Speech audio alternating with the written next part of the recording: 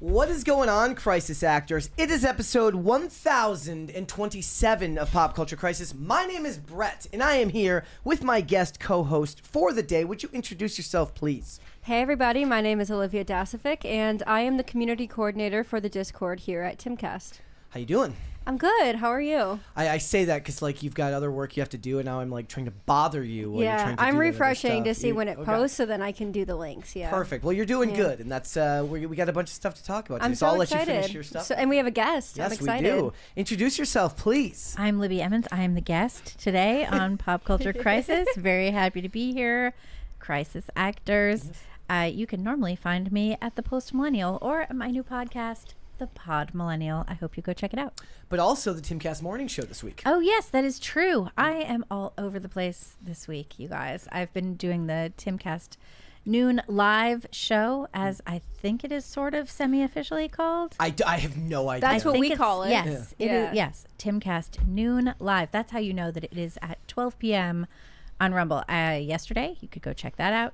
Today, and also tomorrow, I think is my last day, and then Tate's back. So what did you get into today?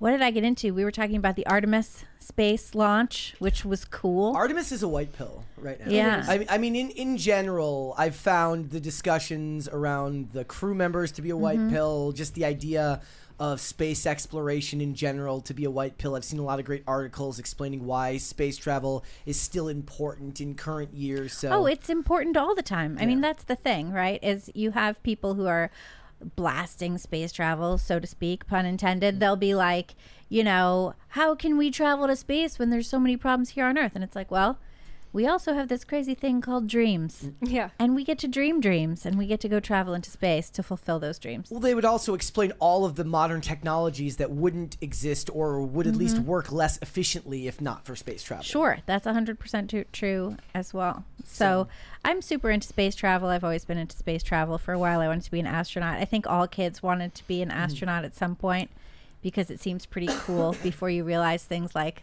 then you can't go outside. But then, I mean, you look at the qualifications that most of them have. Those are intense. And you're like, oh, I'm not that good. Like, I'm smart, I'm yeah. not smart. But the point is, you look at them, they're like 3 advanced degrees. They were also in the military. They also flew fighter jets and stuff like that. Sometimes it's enough to like dream it while sitting on your couch watching Trek. Exactly. There you So go. that's what I do. That's why I like space. Perfect. Yeah. Guys, we have a bunch of stuff to get into today as my voice still tends to crack. I was actually going to record a video earlier on one of the topics today. I tried and realized my voice was still hacked, so I have to save it for the show today. But we have a bunch of stuff to get into today, so hit the like button on this episode, please, and subscribe to the channel if you are new here and you have not subscribed yet already. And remember to share the videos out with your friends, your family, your loved ones, people in your life that you both love and hate. The more people that you share the show with, the faster this channel can grow. And liking the videos is one of the best ways you can help us right now, because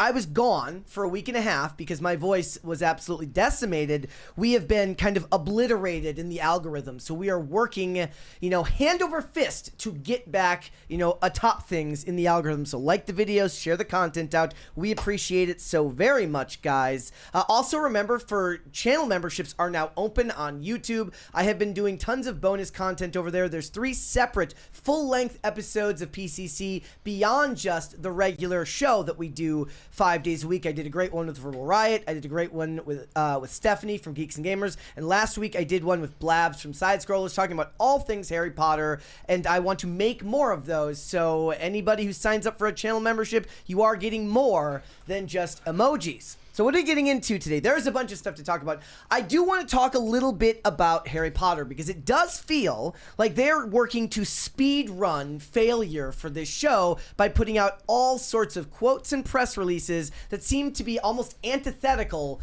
to the idea of success for this show. There's also this article from Comic Book Resources where they talk about the race swap of Severus Snape and how it will affect the show and why race should matter. Which is very, very interesting because everybody else that seems to be okay with the race swap of the Snape character are saying that it shouldn't have anything to do with race. Anyways, so we will talk about it. We're also going to talk about Kanye West. He has been banned, ladies and gentlemen, from the UK. They just said, nah, you can't come in. Apparently, everybody else can enforce their borders, but we here in America are not allowed to. But they are saying that he cannot come in because of he's they said it's not for the public good. That was, I have so much to say about that. good. I can't even tell We're going to you. get into it. So we're going to talk about Kanye West's ban. They have since canceled the Wireless Festival, which has been going on since 2005. This isn't just some new fly-by-night. This isn't Firefest or anything like that. This is an established festival. So we'll talk about the canceling of that event. We're also going to talk about Zendaya, who, in my opinion, has done very well through a lengthy career to not become overtly involved in gender politics. She has quotes over the last decade a couple of times, but given how popular she is and how visible she is, it's not nearly as much as plenty of people who have way less exposure than she does. But she has made some quotes about the differences between feminism and intersectional feminism. And since I have a panel of ladies today, I thought we could discuss the differences and whether you think this will hurt the chances. She's got like 9 million movies coming out just this summer. So we will talk about Zendaya. We're also going to talk about Gen Z moms. They don't yearn for the minds, ladies and gentlemen. They yearn to be trad wives, or so says this article from Vice. But wait, there's more. There's a catch. It actually says that to be a trad wife, you don't have to be a trad wife at all. You can just be a regular wife and call it trad. I'm not even kidding you. That's what the article says. We'll get into it. So if you ladies are ready, we will just go. Are you ready? I'm so ready. Are you ready? Super ready. All right, let's go ahead and get started then, ladies and gentlemen. Let's talk about the upcoming HBO Max Harry Potter series. Now, I know that this is one of those ones where we will talk about it over and over again up until the release of the show, which is it's at the Christmas season this year. But what the problem is right now, irrespective of the casting of Snape being race swapped, they are running into all of these issues with people giving speeches or giving quotes to articles and publications, and all of them seem to be bad for the publicity of the show. But before we get into some of those quotes, I do want to talk a little bit about this, which was this article from CBR, where they get into the idea that the Snape race swap wasn't just a good idea, but what they're saying is that it's actually important that they race swapped him because the character being an outsider makes more sense because he is black. That is what they're saying here. So let's get into it. This is an article from CBR. It says, HBO's upcoming Harry Potter reboot is giving Severus Snape a completely new origin story by officially casting Papa Essiedu in the iconic role. While the British actor recently faced severe harassment over his casting in the anticipated series, the television network is actually making a brilliant narrative move by updating a classic character for a modern audience. Anybody who's watched this show or really watches any show understands just how bad it is when they break out the line updated for modern audiences. It's not a dog whistle, but it is absolutely a sign that what you're about to hear is that wanting any type of character accuracy to lore isn't important because it doesn't matter to them. It goes on. Stepping into a role previously defined by Alan Rickman remains a massive challenge for Essiedu, but this fresh creative direction could completely redefine the way viewers understand Snape's childhood trauma. Bringing a person of color into a specific role provides a much clearer, grounded context for his isolation at Hogwarts, which can even add further layers to this already complex characters. So what they're saying, ladies and gentlemen, is that being an outcast makes more sense if you are black. Yeah, so I read the books before the movies came out. Mm-hmm. I had pictured Hermione as black just because the way that she was described. So I was surprised when they eventually cast a girl with frizzy hair instead of a girl with who was black with. No, they said that she became very brown over the holiday season, meaning that she just tanned. I thought that meant that she got browner. No. Anyway, that was my, when you're reading, you're entitled to whatever's in your mind. And that's what I had pictured. I had pictured a young British black girl who was incredibly bright with dentist parents. But there are characters like Dean Thomas who are explicitly described as black, though. Right, sure. So yeah. But you don't always have to imagine, like, you don't have to have a character described explicitly as black. Like, if you do have that doesn't mean that other characters aren't black. Correct. So, but with Snape, I think it's weird that everyone's saying the black guy should be called a mudblood, which is what happens. I think part of it is I think part of what's going on is the attempt to after Harry Potter came out and the movies and everything, there started to be sort of like a fan retconning of Snape. Yeah, he's a good guy. He was just in love with Harry's mom. He is by nature a good guy. But it was sort of like a fan retconning of the character himself. Going back and saying like I had this musician friend who did a song about she did like Harry Potter EP. Okay. Okay. It's good because she's incredibly talented. Okay. I mean, she could sing anything and it'd be good. Woman named Grace McLean, incredible artist, but she had this song called Snape Seeker, and it was about how sexy Snape is.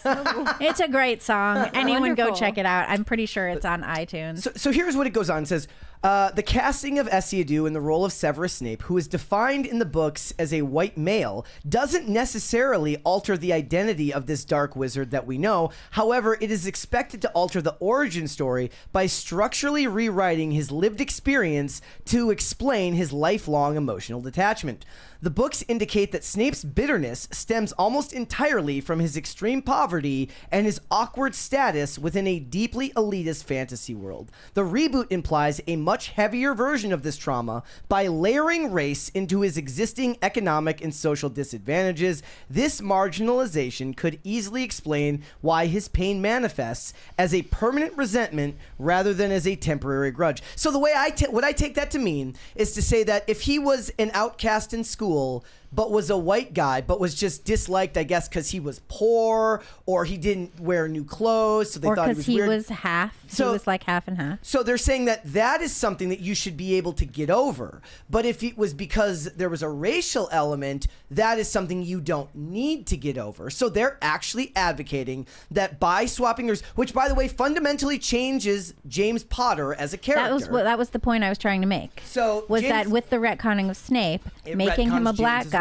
they want to make Harry's dad racist. So the thing I was trying to explain to Olivia about this recently, I said a schoolyard bully is not looked at the same as a racist bully. Well, yeah. Right. A schoolyard bully is looked at as somebody who, in their youth, maybe your frontal lobe is not yet developed, and you're kind of a jerk, and you can kind of expect them to grow out of it, perhaps when they get older, which is actually in the books what happens to James Potter. He grows out of it. He becomes a better man down the line. But nobody looks at a racist bully as somebody that can be salvaged. It's looked at as a core failure of your being. Well, it's innate. It's looked at as innate. Exactly. Yeah, and it's incredibly racist on their part to be like, well, he's poor, let's just make him black. Like it's like when Joe Biden was like, you know, poor kids can do just as well as white kids or whatever he said. It's the same principle, and I don't understand. Kids can do just as well as white kids. That is what he said. Right. Yeah. And then that's exactly what they're saying here is, oh, he's a poor guy. He comes from, you know, like maybe not a great home life or whatever it might be. Well, it would make more sense if he's black. That's inherently way more racist than just sticking to his original origin story and then to say, well, they don't want to inherently change his character, but we're going to change his origin story, which inherently changes the character. Well, okay, so one of the common traits that people who are in this space that criticize movies is they say that the white guy always has to be the bad guy now. And the reason why that never mattered before is because the white guy used to be the good guy and the bad guy. Right. Now, if they're race swapping, it tends to be that they're race swapping the good guys, and that shouldn't matter. But if it's an original project, it doesn't matter because there isn't source material to base it off of, so there's nothing to get wrong. And that's why I always think it's funny. They shoot themselves in the foot because if you were working with original content, then you don't have to worry about people comparing it to something that's previously been created. You have, grounds to make characters look whatever way you want, and then the only thing they have to compare it on is an original character. Now, it's not just Snape, which we've talked it to death, everything that's going on. There is, like I said, they are speed running all of the quotes that seem to be giving you pause when you think about whether this show is going to be accurate. Remember, they said they wanted this to be accurate to the lore. This was another quote. This is from the casting director in her description of Hermione. And this is what she says. Hermione lacks a filter from being an only child. Her superpower is her emotional intelligence. She's got main character energy. Here's the problem. She's not the main character. Exactly. And anybody who's reading these quotes is going to take issue with the fact that you're already seemingly sidelining Harry in a book that's called Harry Potter. Well, they've wanted to sideline him for a while. That's like been something that we've seen in the lore coming out after the books and everything, because no one wants a poor orphaned white kid to be the hero anymore. That's so 20th century. No one wants that. I think it's funny too because they already did this to Ron in the books with Hermione, where she got all of Ron's biggest moments. If you've read the books, then watch the movies. He's so wussy in the movies. Yes. And he's not in the books. And he's not in the books. You like him, and in the movies, you're like, ugh. Yeah. Not a fan. It's very depressing. So, look, you can only read so many of these before it starts to give you pause as to just how much care. A lot of people already took issue with the fact that what they said was that they were going to include scenes in the show that are not in the books. That I don't take as much issue with as long as it makes sense within the world. One of them being, they said, like, you're going to see Hermione get her Hogwarts letter. And one of the reasons that they're doing this in this series is, like, you're going to see stuff to do with, like, the other teachers. Like, you're going to see scenes of McGonagall and Dumbledore and other characters that are not written in the books because they only have so much time to work with the young actors anyways. They can only work about 4 hours a day in front of the camera. They built an entire school on set for these kids to learn in. It's funny that they would build a school inside a fake school. Yeah. But the point being, so that is one quote that is already a red flag when it comes to that. And then we got this one, which was from the production designer of the show. This is what they said. In the initial conversations with director and EP Mark Mylod and showrunner Francesca Gardner about the core values of our show, there was this kind of inherent desire for it to be rooted in naturalism.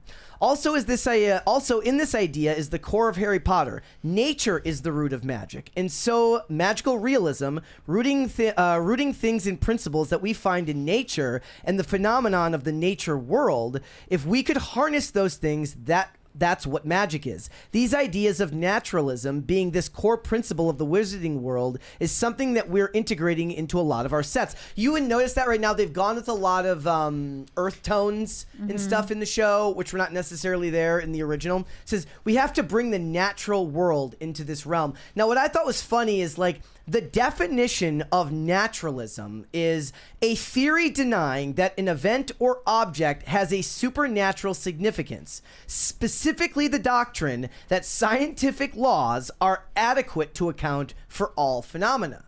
So, what does that mean in the context of a world where magic exists? Right, like, that doesn't make any sense. As someone who comes from outside, the Harry Potter world, I've never been particularly interested in it. It makes... The one thing I know about Harry Potter for sure is magic, and that naturalism would not go with that theme. Like, inherently, they would not work together. You think they'd be kind of opposed to one another. Yes. Well, they want to further paganize this occult world, and I think that's part of it. Yeah, for sure. It's the idea that, and they also want to make it sort of, they want to come up with the idea that all of our lives have some sort of magic in them that is derived from nature, and it also comes with these progressive overtones of nature can't do anything wrong. Nature is always idealist and perfect, and I think all of that is bogus, and none of it is in the books. That wouldn't even make any sense either, because if that was true, then nature being giving way to magic and allowing for things like Horcruxes to be made would make no sense, or the unforgivable curses, right? If they can do no wrong, why are there curses that allow for pain, suffering, and murder? Well, we have a 20 here from Pop Culture Junkie who said, lawyer friend says Harry Potter series contracts written based on very rosy projections. If first year bombs, I'm guessing that says Warner Brothers. Yeah, Warner Brothers Discovery. Warner Brothers Discovery could have a not attracting new subs Rings of Power scenario. Yeah, Rings of Power is like forced to finish their 5 seasons, even though nobody's watching it. That's rough. And it's like a gazillion-dollar series. Also, this was something, I don't know if anybody saw this post. I mentioned it here on the show. Sterling K. Brown had a post that went viral recently where he talked about the reasons why streaming series don't do 22 episode seasons, and that was ostensibly because the 22 episode season was designed around advertisers. So they make their money through advertisers, but since streaming services have a separate tier for ads that's not tied to their business model, it's tied to new subscribers. So they do better, instead of doing one show and giving it 22 episodes, they're better off creating 5 shows and giving them 8 episodes because it has the potential of bringing in subscribers from five different markets to make money. I miss the 22 episodes because when I get really into a show, and every time we've gotten into a new show after we watch a new episode, I always say to Brett, like, we really need to stop getting into new shows because then I want to watch the next episode. If we're watching, like, Bad Medicine is a great one that we've been watching right now. Best Medicine? Not Bad Medicine. No, that would be a totally different show. Sorry. Best Medicine is it's just lighthearted, it's silly, it's fun. It's got some progressive characters and a little bit of that, but like it's so silly and mindless that it doesn't really bother you, and they even make a point to not reference it. Like the gay couple doesn't. I like that it's weekly though, because if I was looking at a show like that, like on a binge model, I would probably feel like all the same after 5 episodes. And what about High Potential? Still, I like that it's weekly. I like that it's weekly. See, I'm impatient, and I'm used to the streaming model now. So I grew up watching, actual cable television. So like I mentioned last week, I watched Disney Channel a lot growing up, and I was used to the commercial breaks. I actually kind of enjoyed it because then, like, for example, we'll be watching something and I'll be like, sorry, can you pause it? Sorry, can you pause it? Because I'll be crocheting and I'll forget something in the other room and I don't want to miss anything. Whereas commercial breaks were kind of that natural break where they were nice for that, but also they were annoying. But I also felt bad whenever I'm like, can you pause it? It affected the writing structure though, because it naturally gave place to put ads for the end of the first act, the end of the second act, and into the third act. But I like it because like you kind of know. We have another 20 here from Easy E. If you were going to race swap someone, Snape seems like the exact wrong choice for all the reasons. Should we consider it's an intentional choice to slander the IP because activists don't like J.K. Rowling's cultural impact? I mean that depends on. Look, she's been pretty coy about what her level of involvement in the series is, and remember, she is very progressive in general. She is a very outside of the issue of trans issues. She is a very progressive person, so I don't have any doubt in my mind that she's completely fine with all of this, and she has a lot of creative control over what goes on with her projects. So I fully believe that that's what it would have been. Look, unless somebody has a different concept of what that person meant by naturalism, unless maybe they were just dumb and they were talking about naturalism more in the concept of just like, we've chosen earth tones and we've gone for a more natural look, which could be theoretically what they're talking about. They could be referring to naturalism in the sense of like set design, because it was the set designer, but it left a lot to be desired because they didn't define it properly. And that's what I mean by this. Any chance they do an interview now, you're hitting the potential of minefields. Like, they should be on the press tours as little as possible until the show is ready to come out. And even then, they should be heavily curated and only allow for questions that acknowledge the things about the show that they believe audiences actually care about. And they do not care about hearing the ways in which they've tried to change things. No. They want to hear about the ways in which it's trying to be faithful to the original adaptation, which seems to be further and further from what they're doing with every piece of news I hear about it. Yeah, and it's also further and further what entertainers in Hollywood are doing with anything, because they think so highly of themselves and so little of their material that they think the most important part is the stamp they put on it and not the original source material. And that's true here too, because a lot of them might have a natural aversion to J.K. Rowling in general, because even though she agrees with them because on they were told to have an aversion to her. Yep. Yes. And money talks. Like, there's a reason why John Lithgow has walked back his comments. He's like, oh, and the funny thing is, I actually think he's right by accident when he says, like, J.K. Rowling's opinions on trans issues have been mischaracterized. He's actually right, because they tend to put a very, very negative spin on her idea that men should not be in women's spaces, and that she is not overtly like a necessarily anti-trans. She's pro-woman, which is not necessarily the same thing. She is a very progressive person. Otherwise, he's just saying that though because money talks, and he knew that he was going to cash in huge at this big role. Well, and money talks is why HBO is doing the series. Yep, absolutely. They wouldn't do it otherwise, you know. But the whereas I was at first interested in their series, the more I hear about it, the more I'm just like, it's just going to be crappy like everything else. I think they need to stop doing any press tour for any show like this, especially, which has got this, like, it's not coming out till the holiday seasons this year. So it's like, you've got 8 months. Don't do anything about this. They're Snow Whiting it, you know? They're Snow Whiting it right now. Well, actually, that's what Disparu said about it. It's really funny. He said, at the very not what he basically said like they're doing the acolyte where they're pissing you off ahead of time to cover for the I'm mistakes. thinking of the Rachel Zegler Snow White. Yep. Oh man, which was and that was so awful. ridiculous. It was so awful. Oh my goodness. All right, let's move on. Let's talk about Zendaya. So we talked a little bit about Zendaya yesterday. She's got a bunch of movies coming out this year. The Drama just came out, did pretty well. It may be A24, but I'm not going to hold that against her. She's got Dune Part 3 coming out. She's got Spider-Man coming out. She is everywhere. She is one of the most overexposed people in Hollywood. I say overexposed, and it sounds negative, but I actually am a Zendaya defender most of the time because I do believe that despite the fact that she is one of the most heavily exposed She's actually actresses, good, though. She's good. So not just that. So it's not just that she can actually act. I don't like. She's never acted well in anything I've watched, but I'll take people's opinions. You don't like her in the Spider-Mans? I mean, she's not really all. There's not a lot there. She does her job there, though. She does it very well. She's cute. She's, you know what? That's like not what she is in Spider-Man. She's broody and just kind of there. But look, That is I'm cute. I'm Broody not and kind of there saying is cute. that she's not a good actress. I'm sure there's plenty of people who could make that argument. But my point is more, Ben, that for somebody who is heavily exposed as she is in the industry, she does not go over the top when talking about identity politics, which tends to be one of the things that comes up when you go on press tours. It's not just like you go on your Instagram and you start talking about these things. It's when you go on the press tours for movies and television shows and they start giving you the leading questions. Think about last week with Millie Alcock when she did the Vanity Fair interview and she talked about her experience on House of the Dragon. That stuff comes out because they've got new projects coming out. So for her level of exposure, she doesn't do a whole ton of talking about feminism. A lot of people also believe that her relationship with Tom Holland, the fact that they've been together for whatever period of time, are married, well, at least she won't acknowledge as to whether they were married or not because she wants to keep her private life private.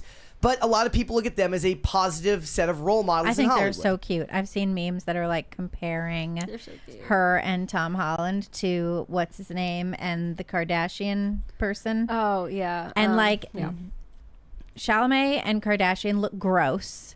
Okay. And Tom Holland and Zendaya look cute. So here, their looks like match. if I had here's to like pick a relationship that was my relationship in public, I would go with their public relationship. yes. But here's the thing. This was her most recent comment on feminism, and I was surprised by this because she does have a history of making comments about feminism, but she's also a young actress, and making some comments over the last 10 years isn't something that's hard to imagine, right? Like, if one comment is from 2015, another one is from 2017, and another one is from 2021, that's not a whole lot. And for the most part, the comment here that she makes is pretty similar to the comments she's made in the past. So I'm going to read it to you because the video of it has like a song that's going to get us copyrighted, so I can't play it. But this is what she said. I consider myself a feminist, but I would consider myself an intersectional feminist, meaning that you can't pick and choose which kind of women or types of women or from which backgrounds you choose to support. If you choose to support women, that includes all women. I think it's important to keep that in mind when you call yourself a feminist. Is this intersectional feminism? Is this comment an example of intersectional feminism? I think, I mean, Zendaya was raised by teachers in California. She went to high school and then she was pursuing acting. Any sort of formal education she got was conservatory training. And so I don't think she's ever really looked very deeply into what intersectional feminism Do you want to give a is. definition of it? Because some people might not know the term. I mean, intersectional feminism came from Kimberly Crenshaw, I'm pretty sure. Yes. Who also coined critical race theory as a thing. And so after critical race theory, she came up with intersectionality, which specifically was a way to advocate for women in the labor movement. Because she was saying, okay, we have these women working service sector jobs. They need to be unionized. Not only are they poor and working service sector jobs, but they also face discrimination because they are, you know, black, lesbian, midget, albino, Eskimos, whatever. And so that was part of it. And that's what intersectional feminism was. It was to acknowledge that a person who is facing one form of discrimination may also be facing multiple other forms of discrimination. But it's essentially, and Crenshaw, I think, in her socialist view would back me up on this, it's essentially a labor and political definition. It's not really a cultural thing. When it is applied culturally, you end up with things like the progressive stack, where people are given permission to speak based on how many diversity or minority or, you know, but that discrimination happens boxes. at like DSA meetings. Sure, it just happened at the New Democratic, the NDP in Canada. Wait, what happened? So the NDP is like the New Democratic Party in Canada. It's like very progressive, very left. And they had a convention. And at the convention, you were given cards indicating when you could speak in like the General Assembly or whatever. And you were given cards based on your number of diversity, minority, discrimination points. Okay. And so basically straight white men speak last. But there were so-called trans women who were upset that they had to speak after black women because they were like, we're trans, that should be higher up in the progressive, you know, privilege victimization ladder than, you know, something else. So it goes back and forth, you know, and the straight white men who wear dresses are mad that they can't figure out a way to get on top. But yeah, so I think to a certain extent, being an intersectional feminist means that you recognize that there are multiple ways that a person could be discriminated against in addition to just being female. But what it doesn't seem to do, and what no feminists really want to do, is acknowledge that plenty of women make choices and that they weigh different values and opportunities. Are we and talking then make like choices. when people talk about the gender wage gap and The gender wage doesn't gap. account for Sure. the choices you make in careers? Yeah, after my son was born, I didn't go back to work full time until I had a remote job. And then I went back to work full time, you know, because I could be home after school. I can still like make the cookies and hear how the day was and like get the kid off to school, all of those things which are super important to me. So women make choices, and you make choices based on what you think is most important.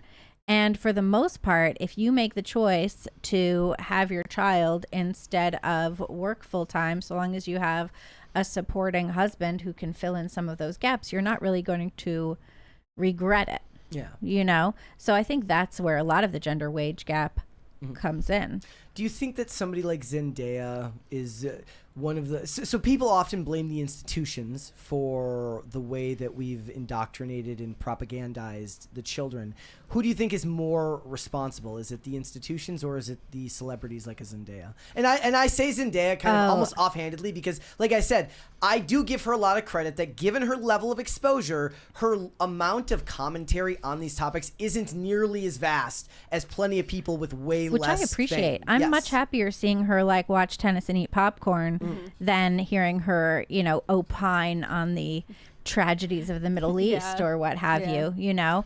So I do think that's better. And I do think that has something to do with people being a fan of hers as an actor without feeling like they're being beaten over. Like, I like her, but also that's because she's not beating me over the head with whatever political views. So I appreciate that. So do you think do you believe that it's the institutions that are more responsible for changing the hearts and minds of young women?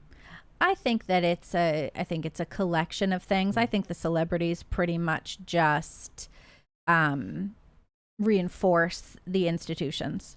So the long march through the academies of the Marxists in the 60s and 70s, you know, going into the 80s, etc. Like, once you have that, all of those celebrities went to those same schools, right? They then went to the conservatories. Well, the conservatories are all progressive because all of the good, you know, all of the like morally good acting teachers believe they should be Marxists. So that's what they are. It's very difficult in the academy to like buck that, you know, you're immediately sort of pegged as like a Nazi or something. And a lot of them go to traditional schools as well, like they go to UCL or they go to UCLA or they go to Berkeley. Right, but those are super progressive, hyper progressive institutions, as are pretty much, you know, for the most part, most of our higher level educational institutions. That's why you see now you'll see like so many conservatives being like sending my kids to Southern schools. There's a 20. There's a 20 here from Tyrone the big black cat. Hello, Tyrone. Hello, Tyrone. Who said, meow,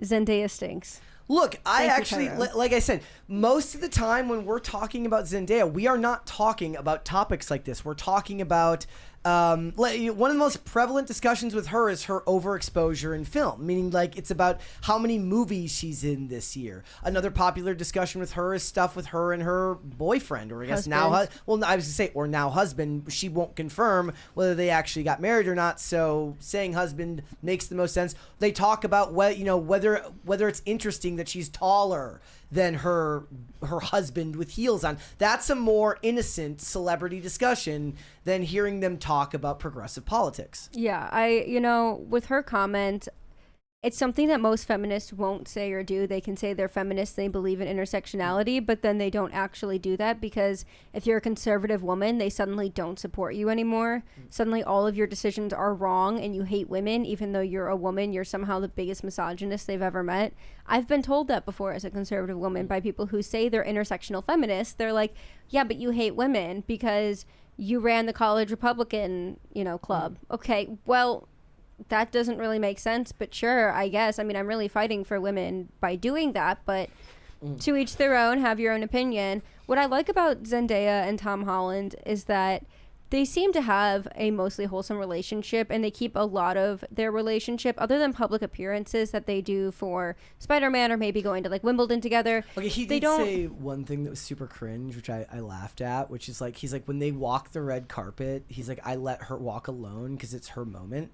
But that's the thing is like, I still think that for the most part, she's a bigger celebrity than he is. Even as Spider-Man, I don't think him walking with her would actually take away I think her it's moment. because he's a little bit shorter. You think that? I don't think it is though. See, like, he goes out in public with her, and he I'm joking I don't. around. That would be funny if he's like, you know what? I just don't want to. But stand. I mean, if he does that because that's her moment, that's probably what she wants, and that's why he does it. Yeah. But he also knows, like, and it could be that both of them do it for each other on the red carpet. They get solo shots, then they can get the shot of the whole cast. It's different when they're also on a movie together versus when they're on a movie that they're not together on. Who do you guys? This is an interesting question because I've asked Mary this question. Who is the bigger celebrity, Tom Holland or Zendaya? In fact, I'd chat, say Zendaya. Okay, well, we're gonna see what the chat say, because here's the thing: Spider-Man is the most recognizable character in America. But Zendaya's done more, and she's been around a lot longer. She already had a fan base going into. I'm sure he was in some stuff, but I had never really heard of Tom Holland. That's before gender bias. That's because you're. I a never woman. heard of him before he became Spider-Man. I didn't. Oh, know me who neither. But then Right. I liked him because Me too. I like him as Spider-Man. I think do he's a too. good Spider-Man. I do. It's like either him a lot. him or like Miles Morales as to my favorite Spider-Man. I love Tom Holland as Spider-Man. Miles Morales isn't Spider-Man. Miles Morales is. Or Miles talking about Morales. whatever, Tobey the Maguire. whatever. No, I'm talking about the cartoon. Oh, yeah. And, but I don't know. There's something about them that naturally works that I really like. And I like kind of how they already have that chemistry together. So when they do the movie, it's believable that MJ is, well, actually, I don't know what the current lore is, so forgive me, but because I think there was something about him forgetting. I don't even remember now. But it's believable to me because they already have that chemistry in person. So it works in their favor. And I really like that. I also, Zendaya, of the two people that were on Disney Channel on the show Shake It Up, she ended up being successful, having a fairly normal life. She really didn't go off the rails like Bella Thorne did. She ended up being semi-normal, continuing to work in that space, is presumably married young, and she's even said, I brought the quote up to you the other day, it's resurfaced, that she wants to work as much as she can now so that they can go and have kids and not That was the have other to put them point. in Hollywood. Yes, so the other point of the discussion was, and a reason I think people in this space might have a lot of respect for Zendaya and Tom Holland is, granted, they haven't acted on any of this yet, so who knows whether that actually follows through. They've both kind of said that once they have kids, they're just going to kind of fade away, and that speaks to both of their personalities, which is like they're not...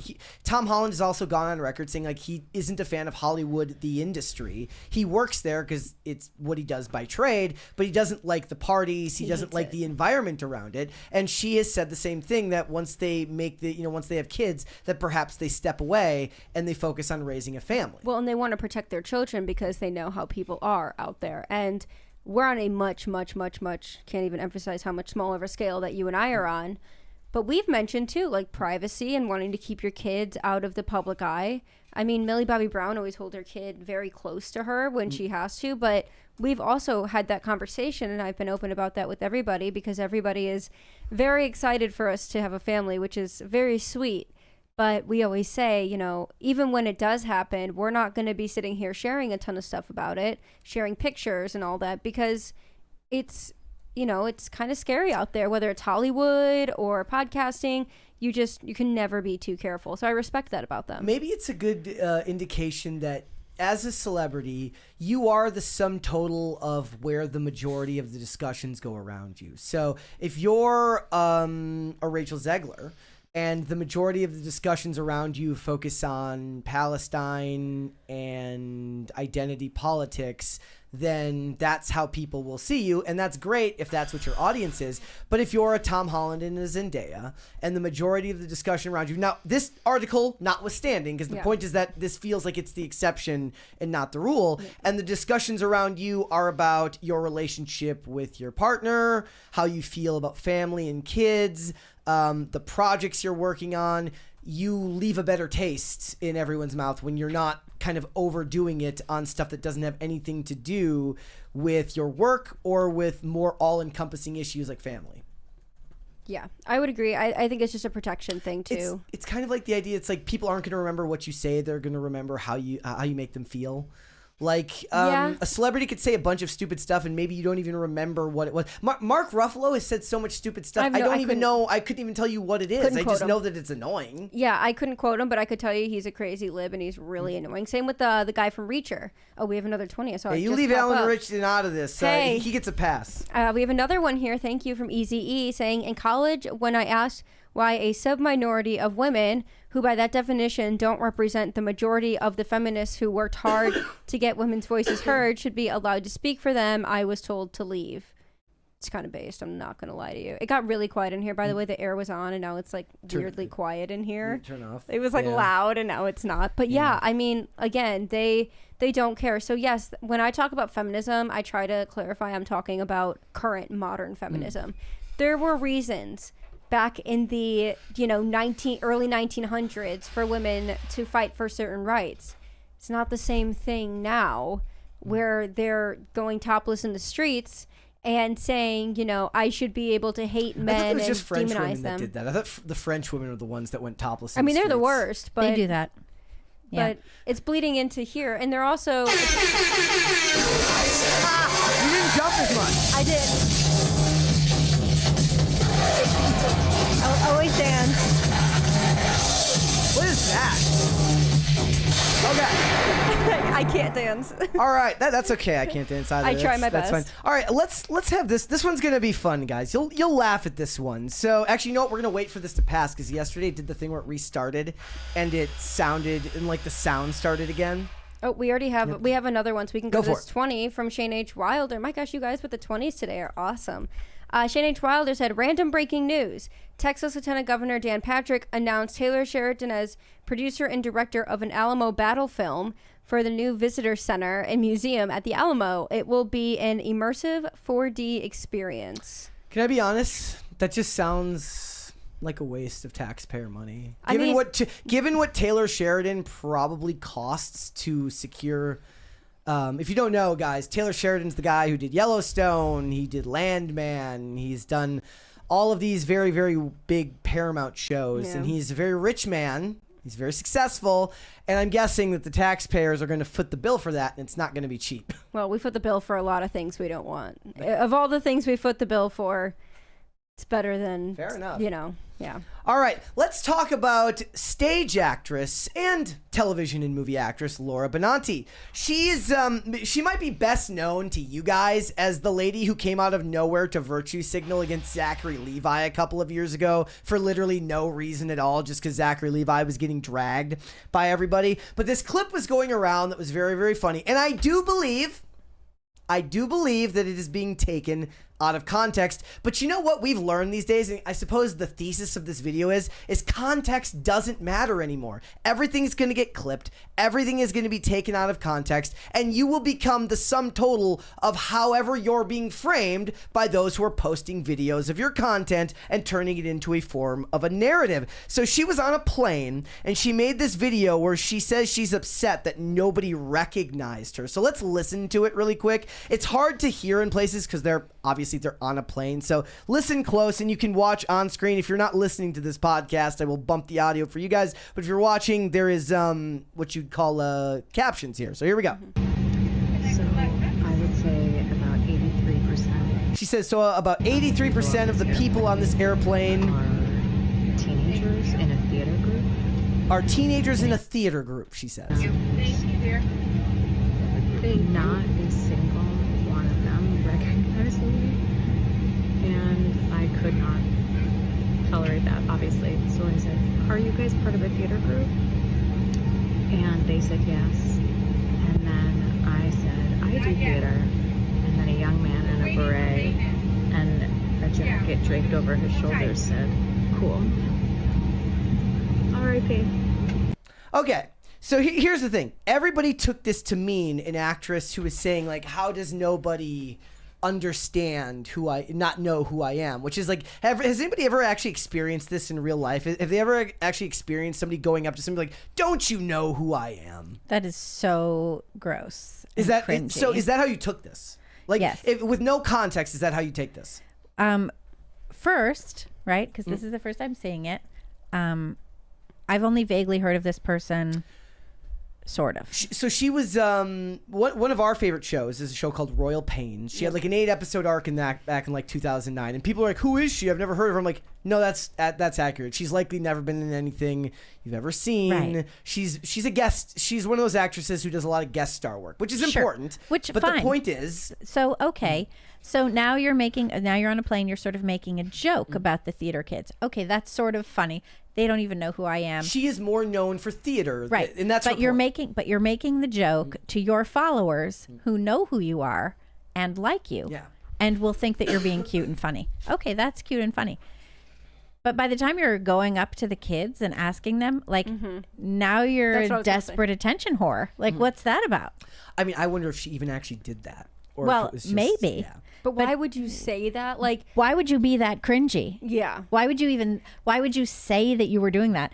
Why would you do it? And why would you say it? And why would you say it even if you didn't do it? Like, that's just so weird. It looks way worse, like, if you're saying it and didn't do it than actually doing it, because then it's just really cringy. But at least, you know, she's saying what she actually did to make that up. Also, she's like more of, I know that she's probably joking, but She is joking. But to seem more offended by saying, like, and they're theater kids. Well, yeah, the joke is like, she's like, but I'm a theater kid, so they should at the very least, they should recognize me, right? The funny thing about this is something that I've talked about a lot on here, and it's actually something that I don't know how to abide by, which is that if you want to get internet famous specifically, and we're not talking about what she's talking about here, which is mainstream celebrity, but if you want to reach a specific level of fame, you have to be okay with the idea of being taken out of context, and people either for purposeful reasons or because they don't know any better, taking whatever you've said and taking it the wrong way. It's like when somebody goes online, the joke is always like, I like apples. Oh, does that mean you hate oranges? Well, F you. Obviously, I hate oranges if I like Right? apples, because you can't actually like both. So this is a very You also real... can't like steak and chicken. That's lobster true. I do and prefer shrimp. steak You to can't- chicken. You can't do any of these things. But the point of it being is that, like, if you're a celebrity, you're worried about SEO, right? So there's articles being written about her that are like, it's like, obnoxious actor doesn't understand how nobody on the flight knows her. And there are plenty of celebrities who still get in the comment sections and fight with people and argue with people online. If you don't know how to just let it go and let yourself be misunderstood, you're not cut out for any level of fame. And that's a very, very difficult thing to kind of acquiesce to. She did respond. I did find it funny. So she says, "Dear Internet, I was making fun of myself. That is literally why my comedy show is called Nobody Cares. I don't know how real celebrities deal with this stuff. It feels like a weird type of half humble brag." Yeah. She says, heading back to my sweet theater side of the internet where people understand my self-deprecating humor. So, again, like I said, I'm going to play the clip. Posted the video. Also on an airplane and also in this hat and jacket. And it has made people very mad. Here's what I want to say. That video is me making fun of myself not making fun of those kids, not expecting them to know me. That kid is an icon. But the thing is, they wouldn't know that if all they saw was the clip, right? Yes, no? I mean, yeah, and also, I don't know why, this is just an aside, but I actually find it kind of annoying that she's, like, in the side while other things are going on recording these videos, because it's distracting to me. I could never do that. I'm like, girl, just sit down in a quiet room and talk to your camera, but there's music in the background, and she's talking very low, I can barely hear her. That's an aside, but it's still frustrating. So this was her quote from a couple of years ago. This is why I brought this up, because this is how people on the right would know her if they knew her at all, unless you're like me and you remember her as like the head of Symphony Medical from the show Royal Pains, which of course is nobody but me. Lauren Benanti says, F you forever to Zachary Levi for suggesting vaccines may have killed their Broadway co-star. She says, I never liked him. Everyone was like, he's so great. And I was like, no, he's not. He's sucking up all the effing energy in the room. Wait, is she saying this about a dead man? No, she's saying this about Zachary Levi. Who, oh, I see. Yes. He wants to mansplain everybody's part to them, she said. He really sucked everybody in with his dance party energy. Like, we're doing a dance party at half an hour. I was like, good luck, have fun. I think that's ridiculous because I would never go out there publicly and slam my coworkers. Oh, never. I mean, like, even if I didn't like them, like, even okay. privately, I just, like, I don't, like, Brett and I really Why are you make doing it that? I mean, this is Right, something right. that I laugh about people. So, like, at least where in this ecosystem where we work, I just watch people fight with each other who are supposed to go on other people's channels. And, like, how do you people ever get along? They're always fighting with each other. They're always arguing on just X. like e-drama. It It's is like e-drama, stupid but e-drama. then they won't go on each other's shows because, oh, I'm mad and in my feelings, so I'm not going to go. It's much like people getting so bogged down in the drama that they're saying, I don't care about the midterms anymore, which is all you should really care about when working in this space, working in news and political, media. You should care about the results of elections, midterms, or off years, anything. You should care about elections and promote that idea, but there are plenty of people bogged down in drama now that are like, I don't care about elections, I care about drama. And it's stupid, right? And I'll call it like I see it, it's dumb. I'm not going to name any names, but it's stupid. You should care about how you're perceived by former employees. Like, Yes. learning to not speak ill. Or employers. And, well, yeah, people Both. you've worked with. It just seems like one of those weird things. I don't know. Like, I laugh at the concept of the celebrity who's like, don't you know who I am? Like, it feels like that should be like a red flag for anybody of any level of fame. Like, if they've reached the point where it's like remember when Justin Timberlake recently, when he got pulled over? Yeah. And he's like, you're gonna ruin. affect the tour. He's like, you're gonna ruin the world tour, and the guy's like, I don't even know who you are, because it was like cops are young now. They're not. They're not in their 50s. Yeah. They're the guy was like in his 20s, and he's like, he didn't even recognize him. I'm like probably the youngest that would recognize him because I was kind of on the tail end of that. Isn't he doing like a new tour soon or something? Yeah, I well, saw he was something supposed about to the that. world tour. Well, that yeah, was already going on. Yeah, I see. I'm gonna, I'm pushing 20. I'll be 28 in a couple weeks here, and I'm probably the youngest that would recognize him. So these cops that are 18, 19, 20 straight out of the academy, they're gonna have no idea who he is. They really won't. Probably not even like a Jesse McCartney. It feels like it should be a come to Jesus moment. If you ever find yourself in the point of saying like, "Don't you know who I am?" Like that should be a moment like in a movie where right before the third act, where you have to realize that you need to make some changes in your life and then come back. I'll say it as a joke, like not actually to somebody, but like Brett and I will be talking about something, and I'll be like, "You should have been like, don't you know who I am? Don't you know who I work for?" Never actually say that. But that's why you make jokes about it, because it's cringy. You would never actually say that. That is one of the cringiest things I've ever heard. Right, that's why we joke about it, because if you actually say that in all sincerity, you're kind of a terrible person. A little bit. All right. What would you guys like to see? Cringe or cute of the day? I will let you guys decide. Libby, it's up to you. You're the guest. Cringe. Cringe first? Okay. I did like cringe for you guys today. I feel like I've been really hard on y'all with the cringe, and it's been so bad that even I lay my head down at night and question myself. And when I get to that point, I got to lighten up on your cringe. So the cringe is more about the language she uses than anything. So you're welcome. If you're listening, it says, what's your polycule group? Hold on. Where's the audio? There. Chat name. I'll go first. I'm May. I have ADHD, unmedicated, and my partners have to help me out a lot. So they named our group chat May's Ritalin. I wish it was a joke, but it's not. And it is one of my favorite things about my polycule. What's your That's it. Super. Gross. I know it's gross, but it's not near. If you'd seen some of the other ones that we've done, She just really likes being the center of attention. oh, she does. It's the group chat name. She's posting a video about it. But yes, boy. I wanted you guys to. It was the polycule that did it for me. Yeah. Yeah, it was the cringy part for Okay. me. Yeah, that's very cringy. Yep. Cute of the day. This is from Reticent Voice and says, Oliver says meow. Hi, Oliver. Oliver is a very cute. I love hold on. Oliver. I mean, Oliver is a very oh my, look at cute his cat. ears. They're so puffy. Like they have little hairs. Well, it's like Aw. grandpa ears. And look at the beans on the toes. That's very cute. And then we've got one more here from the Traveling Realtor. Says, this is our new addition to the family, the Rizzler. Yes, Oh. I have 3 Gen Alpha children, so he got called Rizzy 99% of the time. He's our bougie dog who is very picky and doesn't like to be cold or wet. But we love him. Oh, he's cute. He looks like He's a little very mop. cute. It's like a mop. You know what? People think we're anti-dog here because we have cats. Let me explain something to just dispel all the rumors really quick. We are not anti-dog. We love dogs. We love puppies. We just don't have a yard. We don't have a place for them to roam. Growing up, I watched upwards of 20, 30 dogs dog sitting. And before working here, my side gig was dog walking and dog sitting. I mean, pet sitting, but dog sitting as well. I quite enjoy dogs, but until we have a house with a yard that they can go and run in and really have like that freedom, I'm not going to get a dog yet. But I love it. I love dogs. People really, they're out here. It's kind of like when you say you like pancakes and someone's like, oh, so you hate waffles? So you- It's like, no, I like cats and dogs. It's just I grew up with cats. So dispelling that rumor right here, right now. All right, let's move on. Let's talk about Kanye West, ladies and gentlemen. So if you don't know, he sold out 2 shows at SoFi Stadium.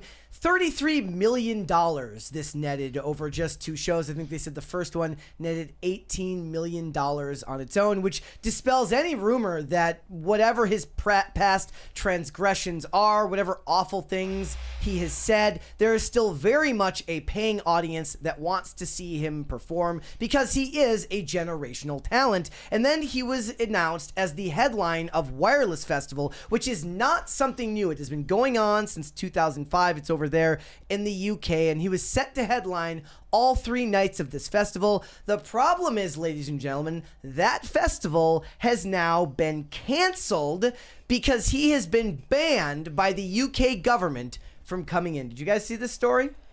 Yes. Briefly. So this is what they said. I saw everything about this story. So you want to give people some info on what happened? So they as you were basically said he's not conducive to the public good. Yes. So what happened is Kanye West, who has been guilty of saying anti-Semitic things over the past few years, including an entire song called Hail Hitler, which you can't even find on YouTube now. He was set to headline the Wireless Festival and the Pepsi Wireless Festival in the UK. And then Pepsi pulled out and Diageo pulled out. Which I had never heard of. It was like an alcohol brand? No, it's not an alcohol brand. They're basically a massive distributor. Okay, and then Rockstar pulled out as well. the energy Rockstar drink pulled out. company. I didn't even see that one. And then PayPal removed their branding, but was still involved. Well, but here's the thing about this. Okay, so think what you will about Kanye West. I think he's probably an artistic genius. What are you going to do? It's just kind of true. But what happened is he applied to get an electronic travel authorization. He was denied by the Home Office in the UK. The UK had said that they believed his presence would not be conducive to the public good. This came after Prime Minister Keir Starmer said it is deeply concerning Kanye West has been booked to perform at Wireless despite his previous anti-Semitic remarks and celebration of Nazism. Anti-Semitism in any form is abhorrent, blah, blah, blah, blah, blah. Everyone has a responsibility to ensure Britain is a place where Jewish people feel safe, he said. Nazism. London, yes. Anti-Semitism. That's my ear. Yes, that go was ahead. me Keep going. talking in my own head. Crazy. Whoa. London Mayor Sadiq Khan also weighed in. He said, we are clear that the past comments and actions of this artist are offensive and wrong and are simply not reflective of London's values. Now, okay, Mr. Leadermans, fine. But here's the thing. Keir Starmer was super excited. He was delighted, in fact, when an Egyptian activist who said police are not human, who had called to kill colonialists and Jews, came to the UK just this winter. UK politicians were crowing about Allah Abda El Fattah, who had come into the country. They had gifted him British citizenship while he was in an Egyptian prison. They had, said that he was great and they really wanted him to come in. Here's some things. Here's what Keir Starmer said. I'm delighted that Allah Abda El Fattah is back in the UK and has been reunited with his loved ones. I want to pay tribute to his family and all those who have worked and campaigned to get him out of prison. But here's the thing. El Fattah said, yes, I consider killing any colonialists and especially Zionists heroic. We need to kill more of them. Dear Zionists, please don't ever talk to me. I'm a violent person who advocated the killing of all Zionists, including civilians, so F off. Will no one form an armed organization and randomly assassinate Interior Ministry officers and be rid of them? We all know that they're criminals. Police are not human. They don't have rights. We should just kill them all. All Zionists are criminals. All racists are stupid. All humans have rights. These are examples of acceptable generalizations. There are a critical number of Israelis that we need to kill, and then the problem is solved. Every labor minister, super on board. Sadiq Khan, super on board. Keir Starmer, all about it. Also, you had Sadiq Khan demanding that the UK recognize the Palestinian state. This was just this past year, despite October 7th, despite the massive massacre of Israelis. You have Sadiq Khan and Keir Starmer fully on board with the anti-Semitic marches and protests that have been going on in London, where anti-Semitic mobs chase down people with Israeli flags during their rallies, where you have, Islamists taking over public squares, where you have, Britons being prevented from flying the Union Jack, right? Police will arrest these people. So Keir Starmer is a lazy hypocrite who doesn't know what he's talking about. So here's my question. Why is one acceptable and one not? Is it because one just simply gets more attention? It's a virtue signal. It's a virtue signal for 100%. sure. 100%. Olivia is right. Yes. It is a massive virtue signal. Keir Starmer can get away with it. It's easy to ban Kanye West, that mean black American man, right? Who has a lot of fans. It's easy to just ban him and go after him. What's much harder is saying to all of the, Muslim extremists that you've let into the country, hey, just try not to burn everything down. Please stop torching synagogues in Manchester. Please stop bombing us. Please stop doing all this stuff. So Sadiq Khan, Keir Starmer, really easy to say, sorry, Kanye West, you can't come to the United Kingdom.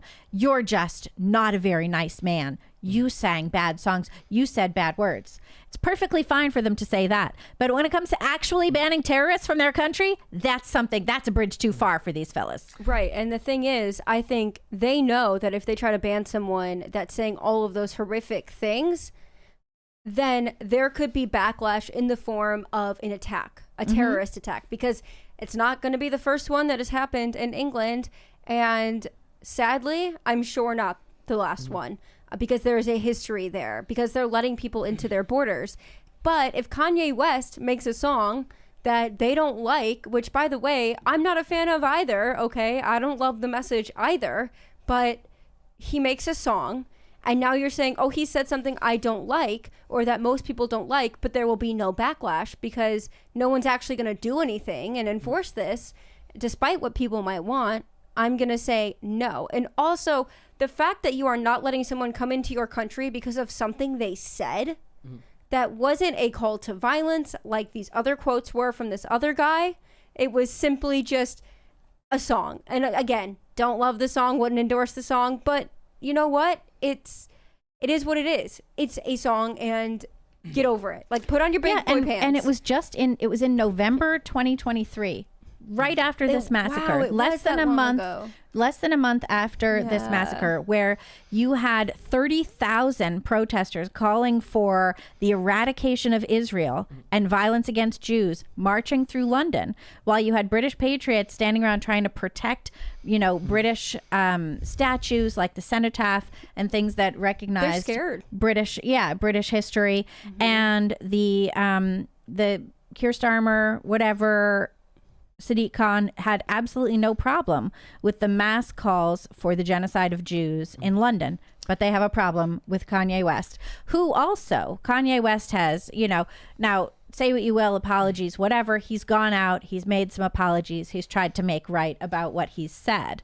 He has tried to reach out to Jewish groups in the UK to say, like, hey, sorry, I'm sorry. Can we talk about this? I'm here to listen. He's really, he's tried to walk all of that back. Now, the fact of the matter is, it was just a couple years ago that he stormed off Timcast IRL when he was asked about his anti-Semitic comments. He didn't want to. He totally stormed off.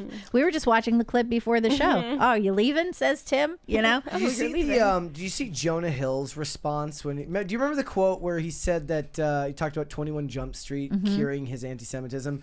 Jonah Hill actually responded recently. Said he says it was bizarre when Ye, formerly known as Kanye West, took to Instagram in 2023 and wrote that Hill's performance in the 2012 comedy 21 Jump Street made me like Jewish people again. He says, I felt that he did this bizarre public thing to kind of make up like it's all good because I love Jonah. It just sat with me in a way that it's like, all good. I love him still, and I hope whatever happens, he can heal or whatever, and everyone can heal from that stuff, which is quite nonchalant given, all that has been said. So the festival has been canceled because all of the sponsors, the biggest sponsors involved in the thing have pulled out. Again, not a new event. This has been going on since 2005, and the thing is to, give the guy some credit for standing by his artists, whatever you think of the artist's message. Melvin Ben said he would not remove Kanye as the headliner. I do wonder if part of that is timing. He's like, we've already lost the sponsors. Like, it looks even worse now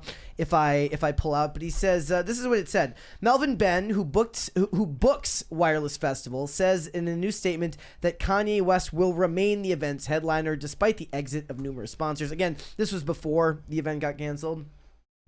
He says, I am a deeply committed anti-fascist and have been all my adult life. I lived in, is it kibbutz? Kibbutz? I don't know where that is. A kibbutz? It says, I lived on a kibbutz. That's yes. Like an Israeli communal. He says, for many months in the 1970s, that was attacked on October 7th and am pro-Jew and the Jewish state while being equally committed to a Palestinian state. Having a bad person in my life for the last 15 years who suffers from... having had a person in my life for the last 15 years who suffers from mental illness, I have witnessed many episodes of despicable behavior that I have had to forgive and move on from. If it wasn't before, I have become a person of forgiveness and hope in all aspects of my life, including work. What Ye said in the past about Jews and Hitler is as abhorrent to me as it is to the Jewish community, the Prime Minister, and others that have commented and take him at his word to Ye also. Ye's music is played on commercial radio stations in this country. It is available via live streams and downloads in this country without comment or vitriol from everyone, and he is legal, and he has the legal right to come here into this country and to perform in this country. So that is interesting that they still play the music on all of the radio stations and stuff like that. They get to pick and choose. Yes, they get to pick and choose. And then the other thing that I saw about it was they mentioned basically, I saw this comment here I thought was very interesting. See if I can find it here.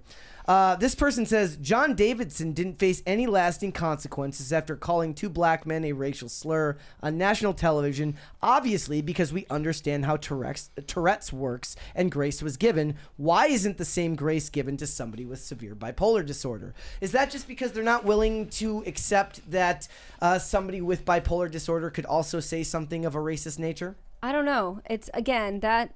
It's another virtue signal thing where they're trying to point out all these issues. I mean, the biggest problem here again is the UK government banning this guy from coming to their country for things he has said and saying it wouldn't be good for the public good, or whatever they said, it wouldn't benefit the public good, as if opening your borders to thousands upon thousands of migrants into your country is good for the public good. I have I guess they're together, but I have a friend and his fiance that live in England, and they wish they could move. They have a son who's a year old, and they're absolutely terrified of everything going on. And I didn't even realize this until I talked to him a little bit, but he listens to a lot of people in the US like Matt Walsh.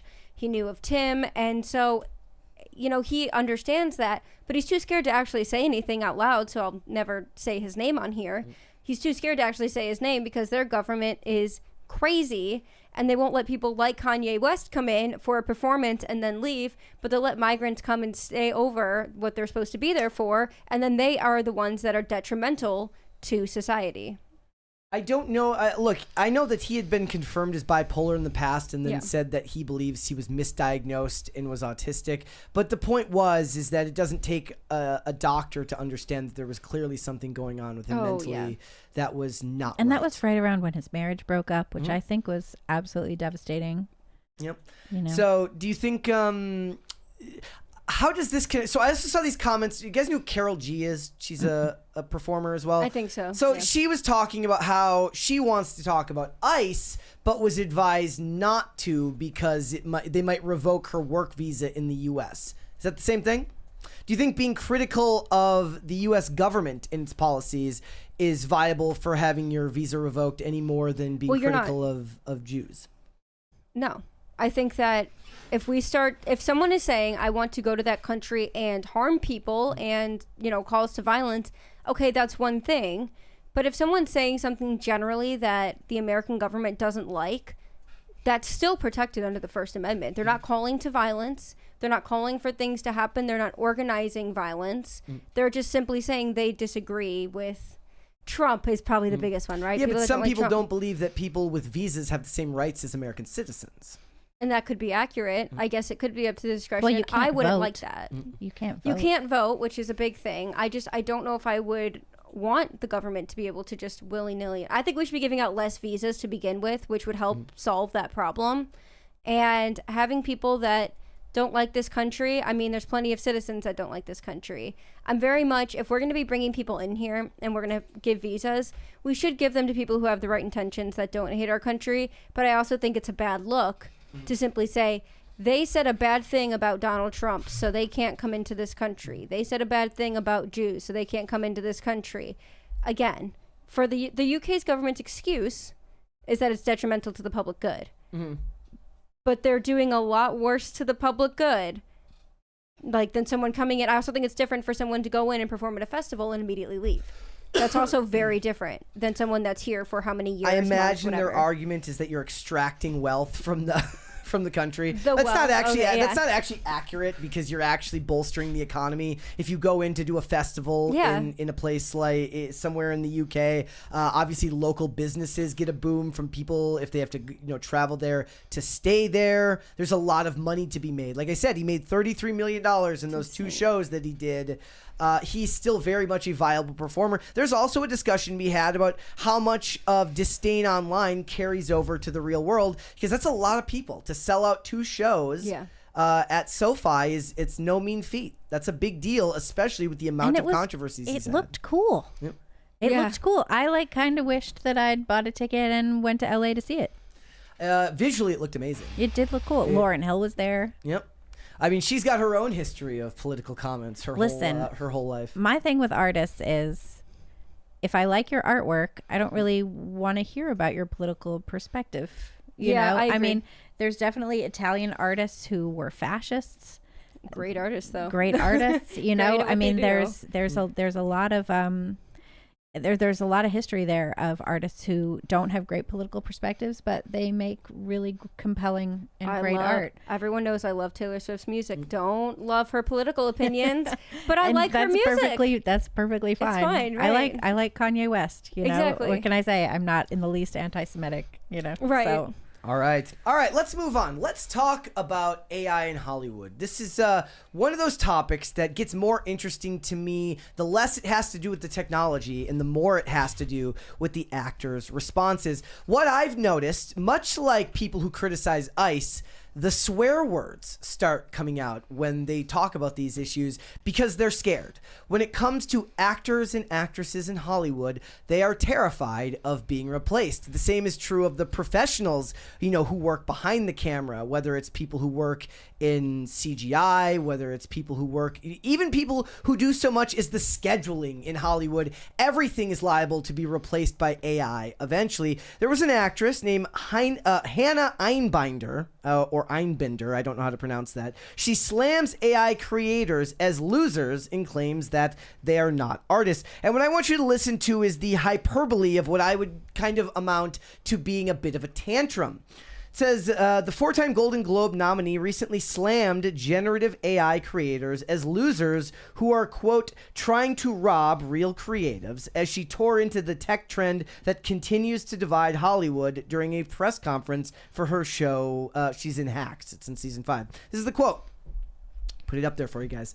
The people who make this stuff are losers, she declared to Slash Film. They're not artists, they're not creative, and they've wanted their whole lives to be special, and they're not special. She added, they're trying to rob real creatives of our gifts, and you can't. And even if you try, you will never be cool. You guys suck. No one likes you, and anyone who's near you is because they crave power and access over any ethical standard. You're a loser. You will never be cool, and you probably had is this a rolly backpack in high school? I don't know what that means. Like the one that's like a little suitcase that you drag behind you. I want to put your head in a toilet. Those are terrible. She says, I want to put your head in a toilet and flush.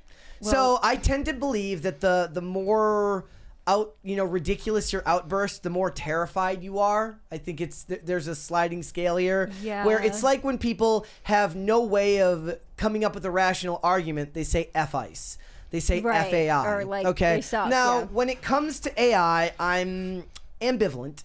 I accept that, especially when it comes to for-profit entities, it is not going anywhere. These technologies are not going to walk backwards to a less productive world and keep employing people. That's just not the way it works outside of regulation being put into place, and I don't even know what that would look like. But Hollywood is on the precipice right now of what was deemed in an article last week as a Detroit-style exodus as the industry seems to be falling apart.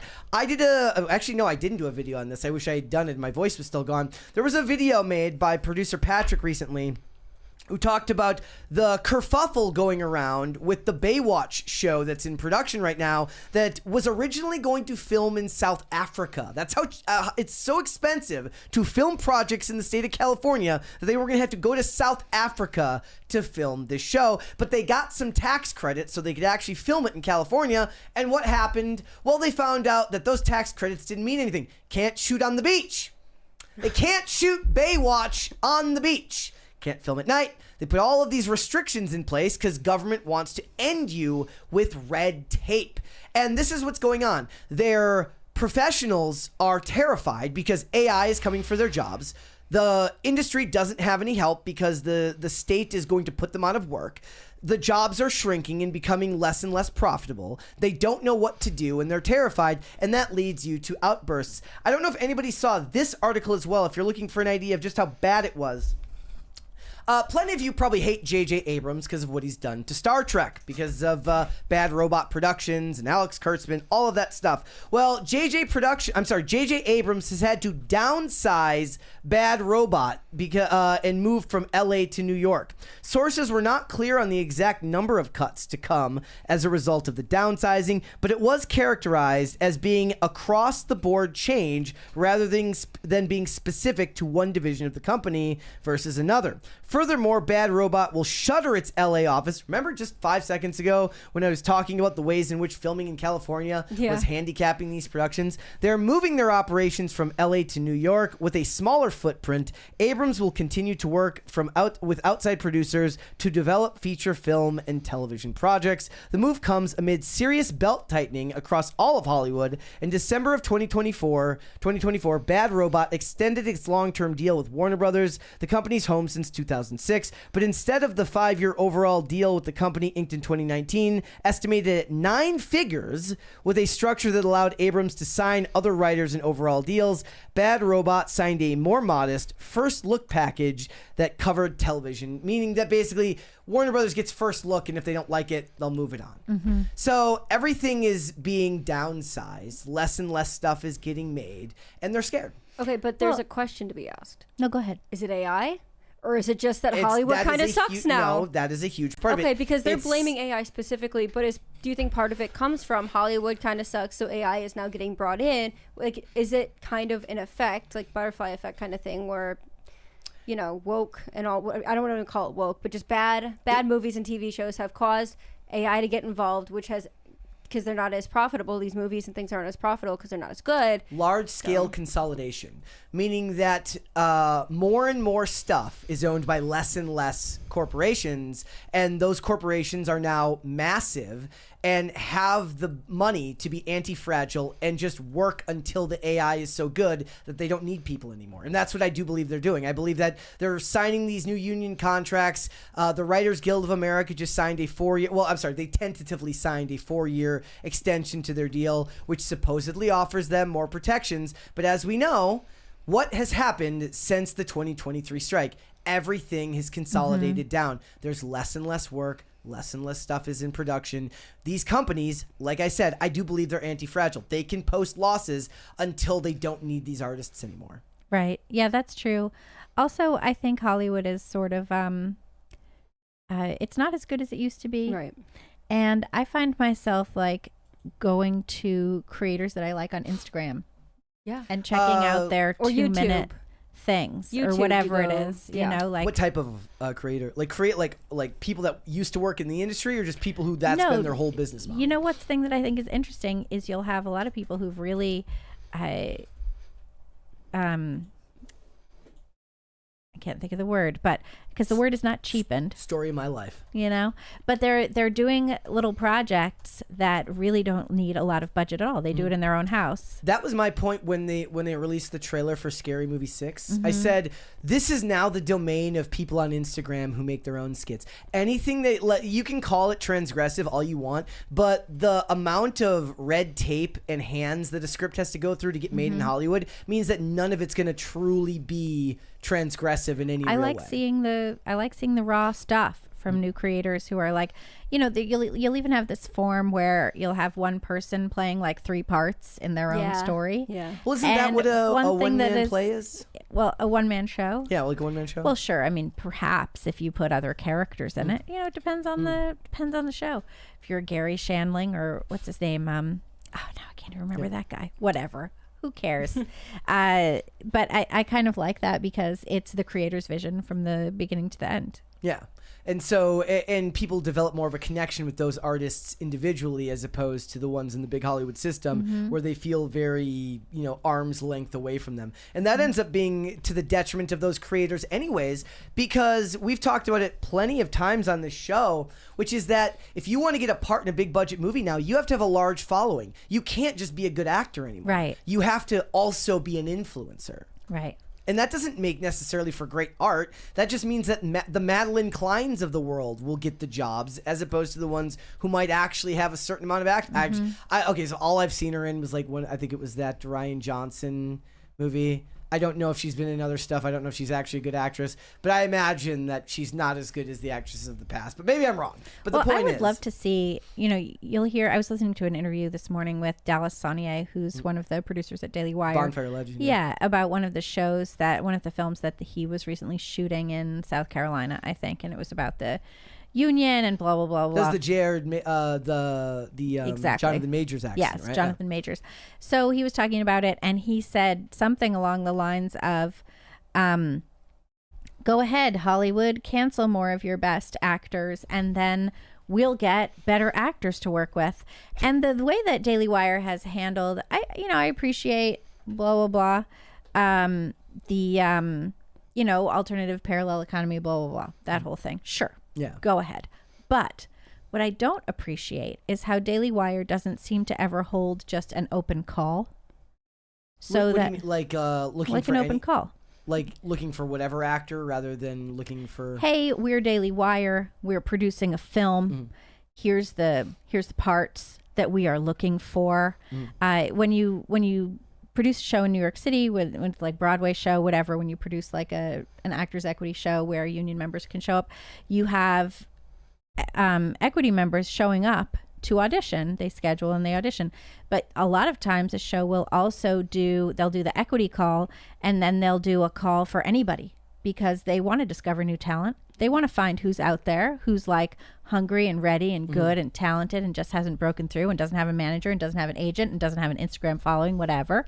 So I would love to see some of these groups that are doing parallel cultural economy stuff, have an open call so that all the kids who are up and coming actors but who never had a shot, who don't have... I don't think they can do that. Anybody can do that. I'm saying I don't think that their business model allows it. I think that their ethos doesn't allow it. I think it would not be hard, hear me out, rent out an auditorium, 2 days of an open call, come on in, we're going to have casting directors. It's not like Dallas has to sit there. Michael Knowles doesn't have to sit there and see these kids. You bring in casting directors, you hand in your headshot and your resume, you do your little Tennessee Williams monologue, your little tap routine, whatever it is they're looking for. You say, hi, I'm auditioning for the part of Ada in, you know, whatever show. You show up, you do your bit, and you move on. But they hire the Jonathan Majors because it's a reactionary business model. Right, because they don't actually care about creating new culture. What they care about is getting the same names that we're selling in Hollywood, who are now, you know, cast out for whatever reason, and they come on board to do whatever the alternative thing is. But it's not actually creating new art. It's not creating a community of new artists. And if you want to create a community of new artists, which is what's necessary for actually going to change the culture, you have to have an open call. You have to have open script submissions. You have to have small things. This is why it was so maddening to me when Donald Trump went out there talking about the Kennedy Center, and he was like, oh, the Kennedy Center renovations, you know, everybody wants the ballroom, blah, blah, blah. There are these stupid tiny theaters in the basement. No one wants a stupid tiny theater. What are you doing that? Well, you know what the stupid tiny theaters are for? It's for the stupid tiny productions. The stupid tiny productions with kids, with like, hey, DC artists, we have this available. We're going to scale rental based on your ticket sales. We're going to make sure that young artists can come in, that artistic companies that haven't had a shot, maybe you're too conservative for your progressive Fairfax, Virginia audience, whatever, come on in, try something out. None of these groups that are ever talking about creating a parallel economy or creating new culture, none of them are interested in doing anything except mimicking and mirroring what's already out there. And just saying like, we're not going to do it wokeified, we're going to do it conservatified. Okay. Because that sells in conservative circles. But like, you have to create communities of artists. You have to create a community that builds on itself, that exists on its own, if you actually want to change culture. And so you just get the feeling, oh, it's the same stupid bullshit. You don't actually want to change anything. And before we get to that 20 really quick, I agree with everything you're saying. What they're doing is they're piggybacking off of the cancel culture and what they had with Gina Carano, right? What they had when Gina Carano came in and everyone was like, this is awesome, this is so great. It doesn't have the same mystique, the same, and Gina is great. And Gina's great. It's not anything against Gina, right? It's just that you can't recreate and recapture the excitement that came from that. And that's what it seems like. It just seems like if you're canceled, you end up at Daily Wire, right? And to have new... and that's their business model. And every once in a while, that can be great. But constantly, that's when it gets old. Okay. We have the 20 from Pop Culture Junkie here. He said, Bad Robot's new Warner's first look deal is crumbs compared to previous 9-layer wedding cake with frosting, 100 pages of perks, Warner Brothers corporate jet access and such. Damn, missing out on the corporate jet would suck. That would... Gotta fly commercial. Sucks to suck. Look, the industry is contracting. There is less and less work to go around. And like I said, the quote by Hannah Einbinder, in my opinion, is because they are scared of what is to come. They know that more and more work is going away. When these CGI artists make their work now, they sign contracts with these major corporations that they know that everything that they're making is going to be used to train AI. And it's going away. The jobs are going to be gone eventually. And the economy is moving to a more social media based economy. If that wasn't true, Disney wouldn't be looking to put user generated content on Disney Plus, but they are. So the artists are scared, the creatives are scared, and the industry is in a lot of ways kind of retracting, and it's going away. And that's a bummer. It's sad to see. Agree. All right. Guys, let's move on. So I believe it was 2 weeks ago now, we did a video on here about how Gen Z men were more likely even than boomers to believe that women, that their wives should obey them. And that was a big topic of discussion. But now we have this thing from Vice, which was based on this survey that says Gen Z women are obsessed with becoming trad wives, according to this survey. I'm not kidding you. It says, if you're a millennial woman, you've likely heard of and even strive to fit the term girl boss. This seemingly outdated trend once empowered women to chase their dreams, but it quickly snowballed into toxic hustle culture and burnout. The girl boss trend exploded in the mid-2010s, fueled by millennial feminism, female entrepreneurship, and the promise of breaking the glass ceiling, says this Julia Alexinko, pop culture and media analyst at Edu Birdie. But women were still expected to constantly prove themselves in an unbalanced system. Well, there's nothing they hate more than an unbalanced, non-equitable system. While the girl boss era might not be fully over, it shifted a bit, especially among Gen Zers who have redefined the meaning of success. In fact, a new study found that 47% of Gen Z women would choose a stable, traditional life over luxury, money, or fame. According to the survey, this is how Gen Z women rank. This is how they're ranking their dream lives based on 4 popular roles. Number 1 is the trad wife path with 47% of the vote. This is my favorite part here. You're going to look at it and you're going to be like, well, wow, they want to be wives, they want to be homemakers, they want to reject the hustle culture. No, not so fast, ladies and gentlemen. Here it is. Nearly half of Gen Z women choose the trad wife path or traditional wife. Merriam-Webster defines a trad wife as a married woman who embraces traditional gender roles and values. The word is particularly used for a young woman who chooses to be a homemaker and shares the lifestyle online. It is closely associated with a 2020 social media trend widely viewed as quote-unquote ultra-conservative. According to the study, however, being a trad wife doesn't always involve giving up your career. While the man in this dynamic is typically deemed the provider, the trad wife often still pursues her own creative endeavors without burning herself out. So you can, in fact, now have it all. All those years I was told that you can't have, when I was young, they were said, women, you can have it all. Then a couple years ago, they're like, no, you can't have it all. Now you can have it all. You can be a trad wife just without the trad of it all. Yeah, you can be a wife. Look, as much as I'd love to be a trad wife, given, the economy and stuff, here I am, but there's something about being a trad wife. I do embrace more feminine roles in our household. I like it. That's what I enjoy doing. If there was ever a scenario in which I could be a stay-at-home mom or I could work from home or whatever it might be while having kids, yes, but the middle class has been hollowed out so far that that's almost non-existent now. But I think they're saying trad wife as in like, I want to be an influencer wife. I want to be able to make my TikToks and have my quote unquote creative freedom at home. I want to be able to record myself making homemade Oreos and Cheez-Its and be able to post it online and get a million views. I see one homemade Cheez-Its. I saw one the other day of homemade goldfish. Yeah, it's the same. It's like homemade Cheez-Its, but a different shape. Pretty much is what they do. I've seen a lot of those videos.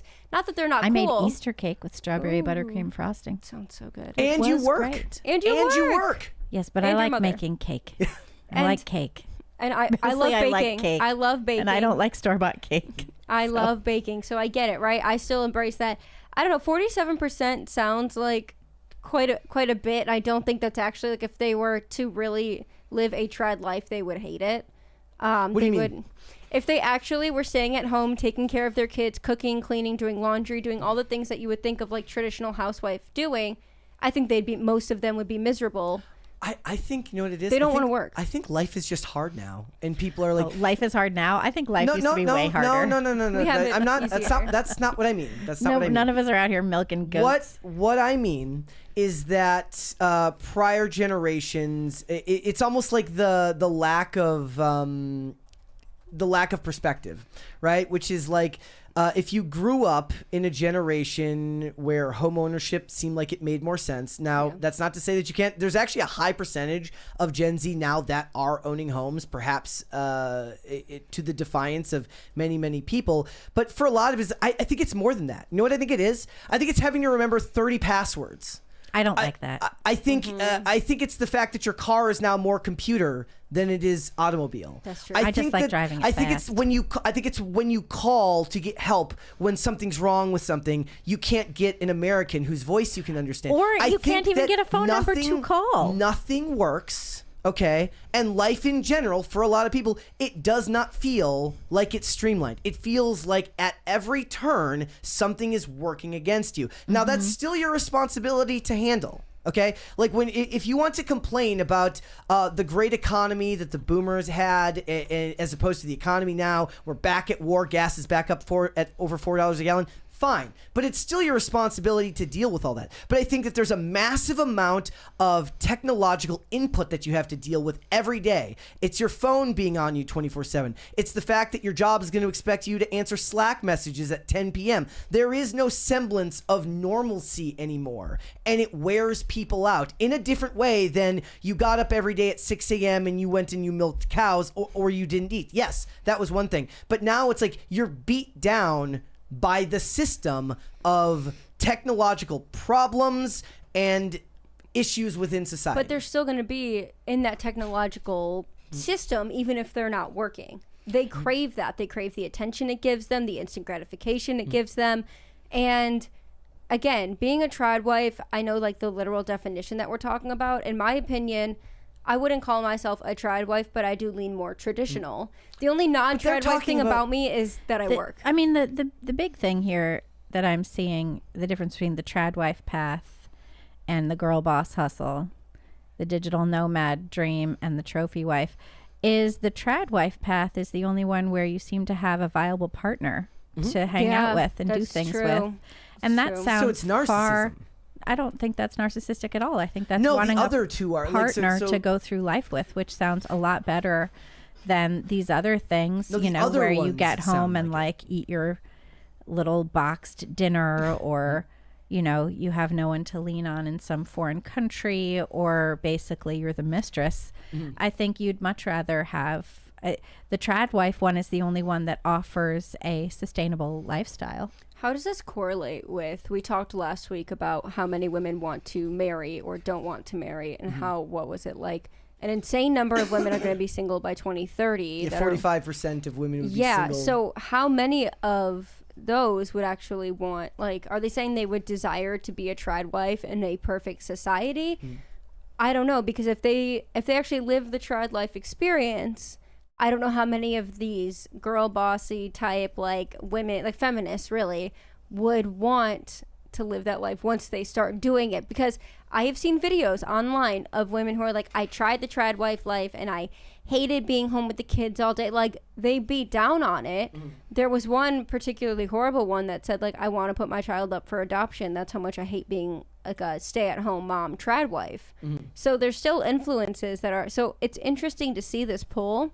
But I also don't know if they genuinely understand what being a trad wife would mean. I just think about, like, has anybody ever tried to cancel an Adobe subscription? Yes. Or cancel your Amazon subscription? Or your Hulu, or literally any subscription. No, because that's a little bit easier, because like. But like anyone, it's not just a click. It's 50 clicks. Are you sure you want to do it? Why do you want to do it? Are you really sure? Well, what if we gave you this? Well, what if we gave you that? Okay, you're still sure? Oh, we're going to miss you so much, and we're still going to try to email you. Trying to get stuff done at the DMV on your computer. Like, there is just so much going on now in life to live that people romanticize the idea of a simpler, less digital culture. So I made the joke the other day. I said I was cutting my nails, and I said the thought about how many more times I'm gonna have to cut my nails before I die makes me tired. Really? You said that at like 3 a.m. to me, like in the dark. I was like, bro, I got like what? a lifetime of this. That was the most insane out of pocket thing to just like, it was dead quiet, and you were just like, yeah, that makes me tired, man. I was like, okay, that's what makes you tired. In that moment, it made me tired. I could see that at 3 a.m. being a thing.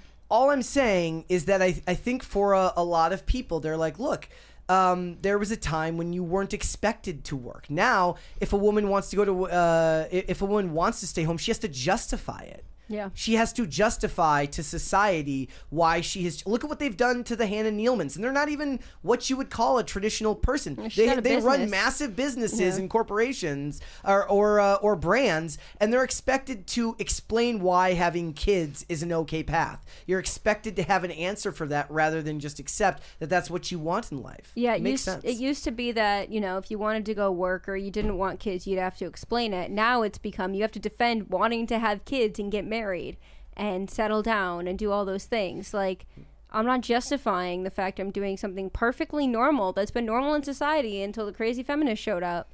I don't have to defend that. The point is that you kind of do. They expect you to. They expect you. Well, it's like what happened with Isabel Brown last week, where The View was. Remember, The View went off, and they were saying, "How dare she want to encourage children to be courageous enough to speak out?" That doesn't take courage. As they're sitting there trashing her on national television, which would inherently make what she did courageous for speaking out against it, and she took it so well. She took it so well. I was very I saw the way she was posting about it, and that's what got my attention, but.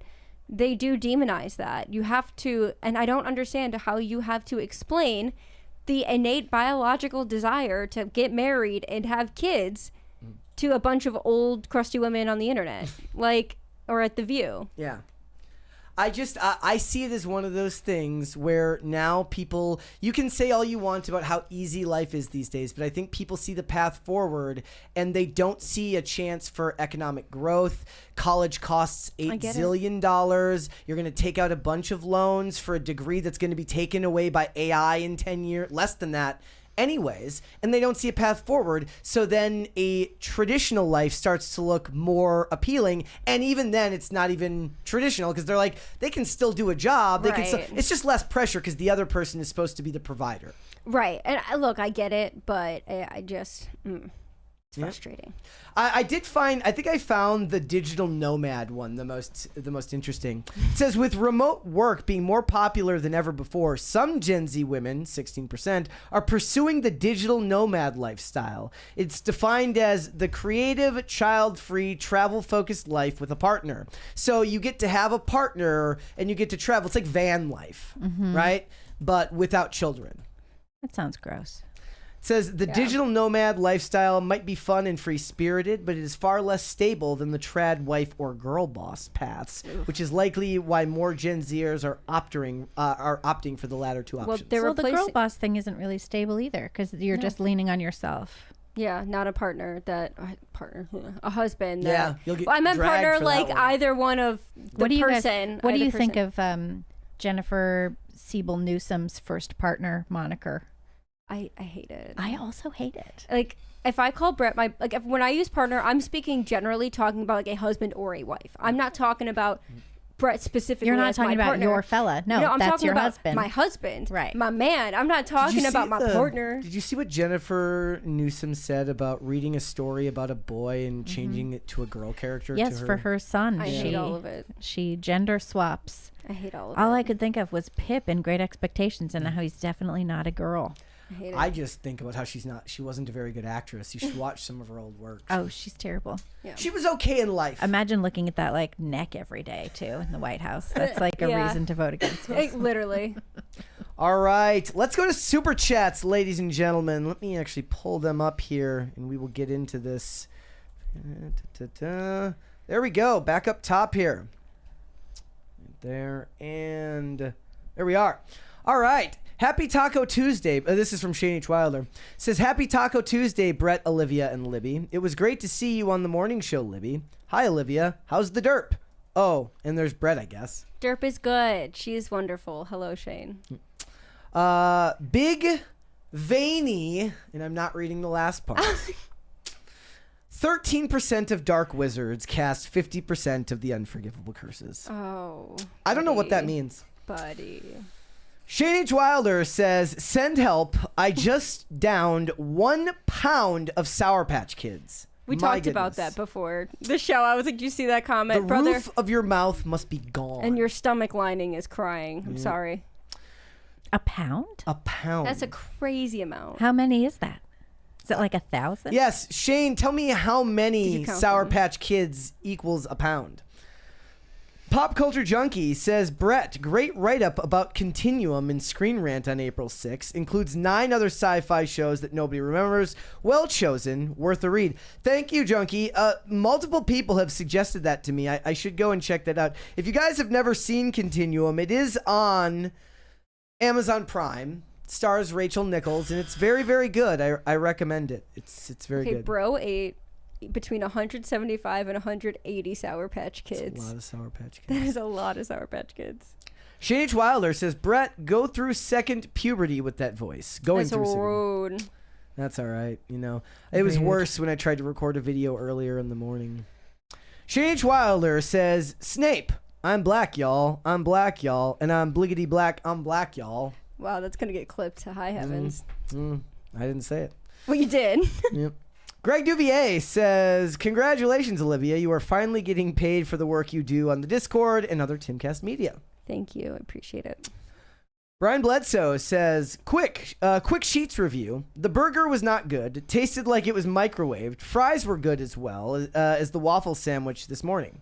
I don't know what a waffle sandwich is, but it sounds It's good. like a breakfast sandwich. Okay. And the fries are good at Sheets. I'm not. Burgers, not a I fan can't of say their anything burgers. about the burgers. I realized that I have actually tried a Sheets burger, but it was like one of those ones that's on like one of the hot plates that you can buy. Oh yeah. No, they taste kind of sweet to me. It's weird. Corey Anderson says feminism is low IQ. Based. Corey Anderson also says people do not deserve their own opinion. Disavow. That depends. Is it the right opinion? And that's based on whether I say it's the right opinion or not. Yeah. ND Will says, what is with the Zendaya glaze? Tom Holland is out of her league. He's awesome. She's astroturfed. Oh, by the way, the poll is split exactly 50-50 right now. But it says Zendaya is in the lead because it does that thing where it doesn't list them evenly. So I guess we'll have to wait and see by the end of the episode who wins, whether it be Zendaya or Tom Holland. Baron of Beef Juice says, week 2, day 2 of being home alone with the baby. Everyone is still alive. House hasn't burnt down. And haven't called my wife crying yet. Congrats, bestie. I'm really happy for you. Cheers, man. T-Bone says, I can't wait for Brett to be on my podcast in the future. Thanks, OC, for being on the drive-in. Maybe in the future, Libby can be a special guest, too. T-Bone. Hello, my best friend T-Bone. Yeah, my best friend. It's like a whole inside joke. Yeah, T-Bone, that was really fun. We reviewed The Truman Show. If you guys haven't checked that out yet, you can look up The Drive-In and Olivia Dasovic. You guys should check that out. It's a bigger part of Roman Nation, which has actually started and grew in the Timcast Discord server, which I will shill at the end of the show. But you should get involved. It's a lot of fun. I've known T-Bone for 3 years now, so it's good people. Shane H. Wilder says, come on, Olivia, we aren't concerned with midterms. Who needs midterms when we got aliens? You right. Sorry. My bad. Illegal aliens? Which ones? Jay, is that Cindy? Okay. Says hello. Well, hello. Hello. I think it's Jason. Thank you. Hello. Corey Anderson says the cringe looks stinky. Yes, It looks a little stinky. It did look like it needed a shower. All right. Corey Anderson says Mary is anti-dog. That is why. She is anti-dogs in public places. Corey Anderson says, so London is removing all the Muslims? Nice. That's not happening. That is not what we said. All right. Mad Stork says Stork. the UK is lost. Trucks of peace and slashing blades of love have found no one the state would not remove for standing against them. Thank you.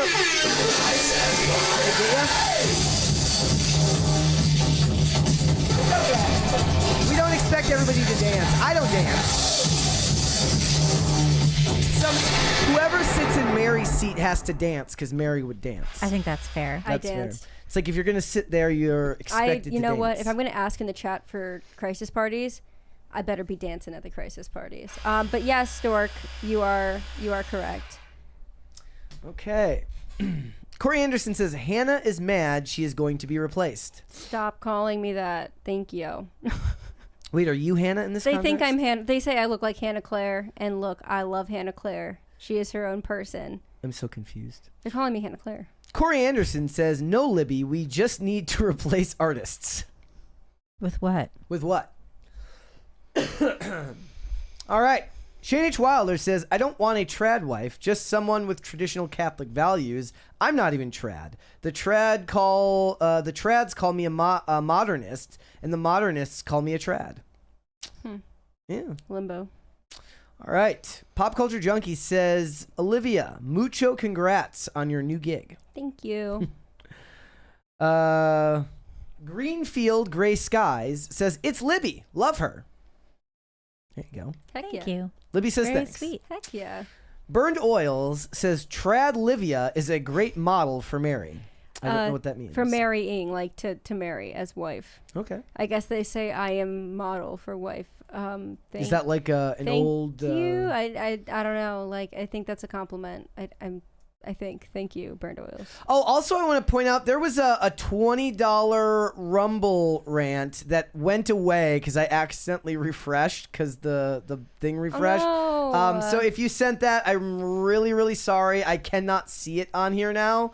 That's so weird that it doesn't let you still see it. Yeah, it like restarted the chat from wherever the stream restarted. That was at the point where Libby was like, I can hear myself. Oh, yeah. Sorry about that. Oh. But this computer cannot take the strain sometimes.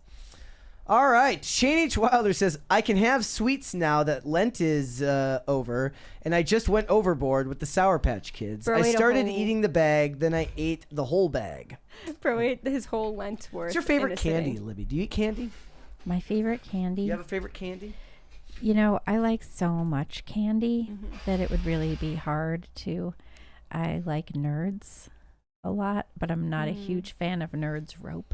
Really? I'm You don't the like gummy? opposite. I don't like the Nerds rope because I don't know. So the textures, like the It's different not. texture? It's not. I'm not as Doesn't work. much of a fan. But I would say Nerds, the original, strawberry and grape. Okay, so good. And So then good. also Cadbury mini eggs. You know, Okay. the- Oh, like the Easter ones that they the always Easter have? ones. Oh, so good. Those would be my favorite candies. What about you? When I was a kid, though, it was Gobstoppers for I sure. loved Gobstoppers. But they used to be Like the bigger. little ones. They totally used to be bigger. They're gone now. Shrinkflation. I haven't seen them. I think they discontinued. I loved Gobstoppers. Those were great. Those would have been my chalky, favorite. A little bit. weird You get tasting. the flavor. You get all So the different good. flavors. I loved it.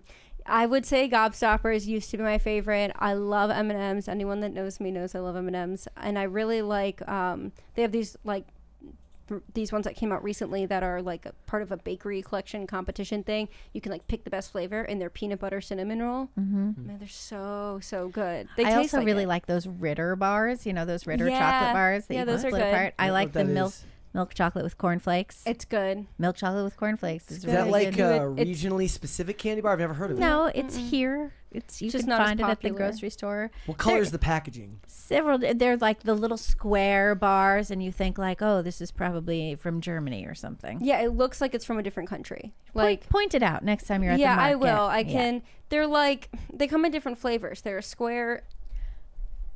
They're these. Yeah, see those? They're like a square, and they always are in like the fancy. You're acting like I they're can in see the fancy. what the hell is on that They're screen in the right there. fancy chocolate section. I don't know how else to Well, explain it, but I don't go to the fancy. okay, any I like, section. and I also like those ropes, the sweetheart cherry ropes or whatever. Brett will like, if he stops at the store on the way home, sometimes he'll grab them off the shelf for me. Yep. Because there's something easy to eat. But I could go on and on because I have a lot of favorite candies. What about you, Brett? What is yours? The Mike and Ike ropes. You do love a good Mike But they're and Ike gone. rope. They don't make, or at least none of the dollar store where I get my candy doesn't have them anymore. Yeah, They we have lemon head ropes, which are good. those are very good. Can you see that? That is a Ritter. Again, Sure. so far away. They I can can't see it even- on the camera, which is very Okay. funny. I positioned that perfectly. Brett's blind. I'm- Continue. No, it's just far away. More deaf than blind. All right. Corey, chat, drop your favorite candy before we're off the air. Maybe I'll read some. Yes. All right. Corey Anderson says, with AI, no more human actors. Be gone. But see, that's what Daily Wire's waiting for. They're going to do nothing but AI actors eventually. All right. Corey Anderson says, OC, I can't believe you abandoned your cats to work. Abandon them. Nuh-uh. We work so we can give them more food, more litter, more love. Look, they get plenty of love when we get home every day. They do. We get home, they all get their little head kisses. and then we go about our night like we normally would. But I say I put dinner on the table. they I don't sleep have to through the share day. affection They with you sleep through the guys. day anyways. Those cats could sleep through. Cats a need like storm. 18 hours of. Right. They sleep when we're at work, and then we Yeah. get home, we play, we interact, and then, you know, Toast falls asleep on the body pillow, and Chloe falls asleep on the dryer, or in one of your clothes spots, and Mocha sleeps in her little condo. Yep. It's, you know, as long as we're there with food, they're happy campers. They are. All right. Pop Culture Junkie says favorite semi-sweet chocolate covered almonds. Well, you probably shouldn't. I don't actually. No, you can't have cashews, but Yeah. I do like. You allergic to cashews? I We don't think. No, we don't know. Well, we don't know, but I don't I know had if a I'd give you a cashew. severe what it was. It was like a. It was an allergic reaction. I had you a severe allergic. passed out in the car That's and couldn't severe. breathe. And couldn't Yeah. breathe. Like a week before we got Married. I could not breathe and I passed out in the car and we had to go to the. I thought I was having a heart attack. I thought he was having a heart attack. I was driving the car. We were on our way back from Target, and I was you know, you like popped one in your mouth because I just gotten them at the store, and that was.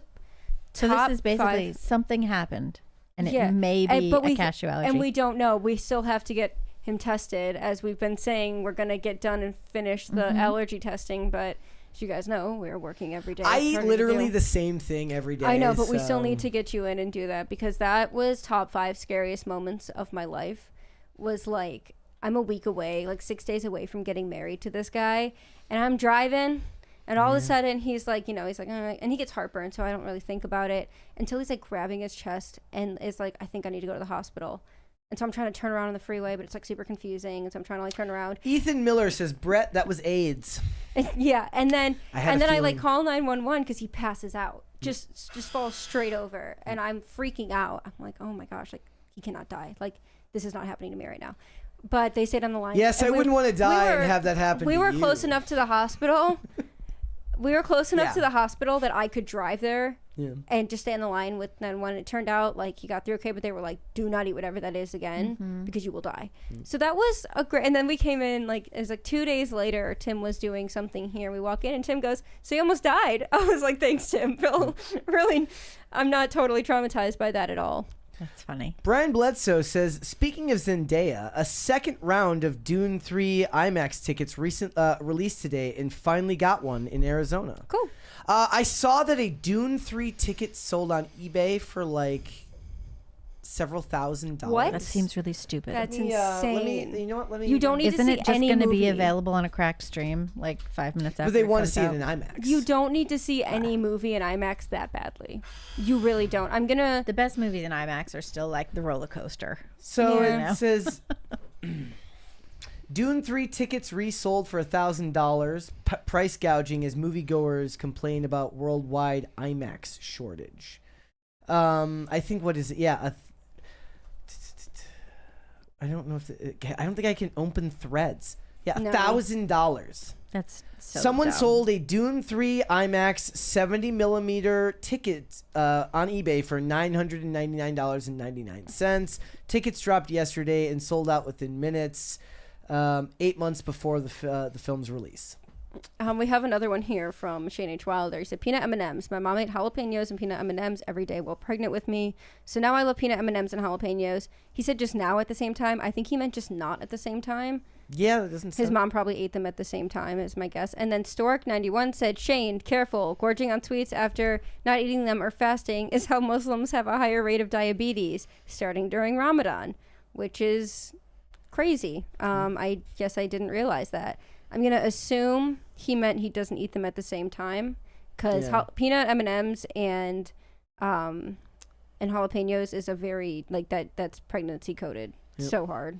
One more here from Greg Dubier. Says, Libby, you going for the Timcast hat trick tonight? No, I'm going home. Have you ever done the gauntlet? No, that seems awful. Yeah. Yeah. I mean, how much does anybody really need to hear me talk all day? I'm sure They it's might like want to. I'm sure it's like enough already. Like the morning people are like, "Where's Tate?" Yeah. You know, and now these people are like, "Why are you here still?" I don't know. I'm here for the free eggs. I have done the Gonna go True. home. True. I've done the gauntlet once. I did Culture War back when it was like an interview thing. You were then so tired that PCC, and then IRL that night. Didn't you fall asleep on IRL? I have done. Not that night. I did fall asleep on IRL once, though. There's a funny story about Jack Kerouac was on TV and he was giving an interview and he fell asleep while on live TV. That's giving the crazy if interview. he was that tired. Yeah, well, no, I mean, it's just that he didn't see any difference. The commenter was saying, I think it was, why can't I remember who it was? It was one of those San Francisco poets who said he didn't see any difference between watching TV and being on TV. So he fell asleep I guess while that watching makes TV. sense. Yeah, fell that asleep makes on sense. TV. We have one more. Did we get the one from Mad Stork? Yeah, we read. Okay. Wait. Did he send another one? I just see the one from Shane H. Wilder responding, saying the Muslim fast ain't a real fast, Mad Stork. Real ones do a 72-hour black fast. Nothing but black coffee and water. Did you get the one that said gorging on sweets after not eating them? Yeah, that's what Shane was responding to. All right, and we've got one more from Greg Duvier who says, I like toidles. I am going to finish the poll, ladies and gentlemen. Looks like we've got a 50-50 split. Wow. Between our audience. Yes, 50% of you say that Wait, Tom we have an Holland... uneven number of votes. How is that possible? Yep. How is that possible? Never makes any sense.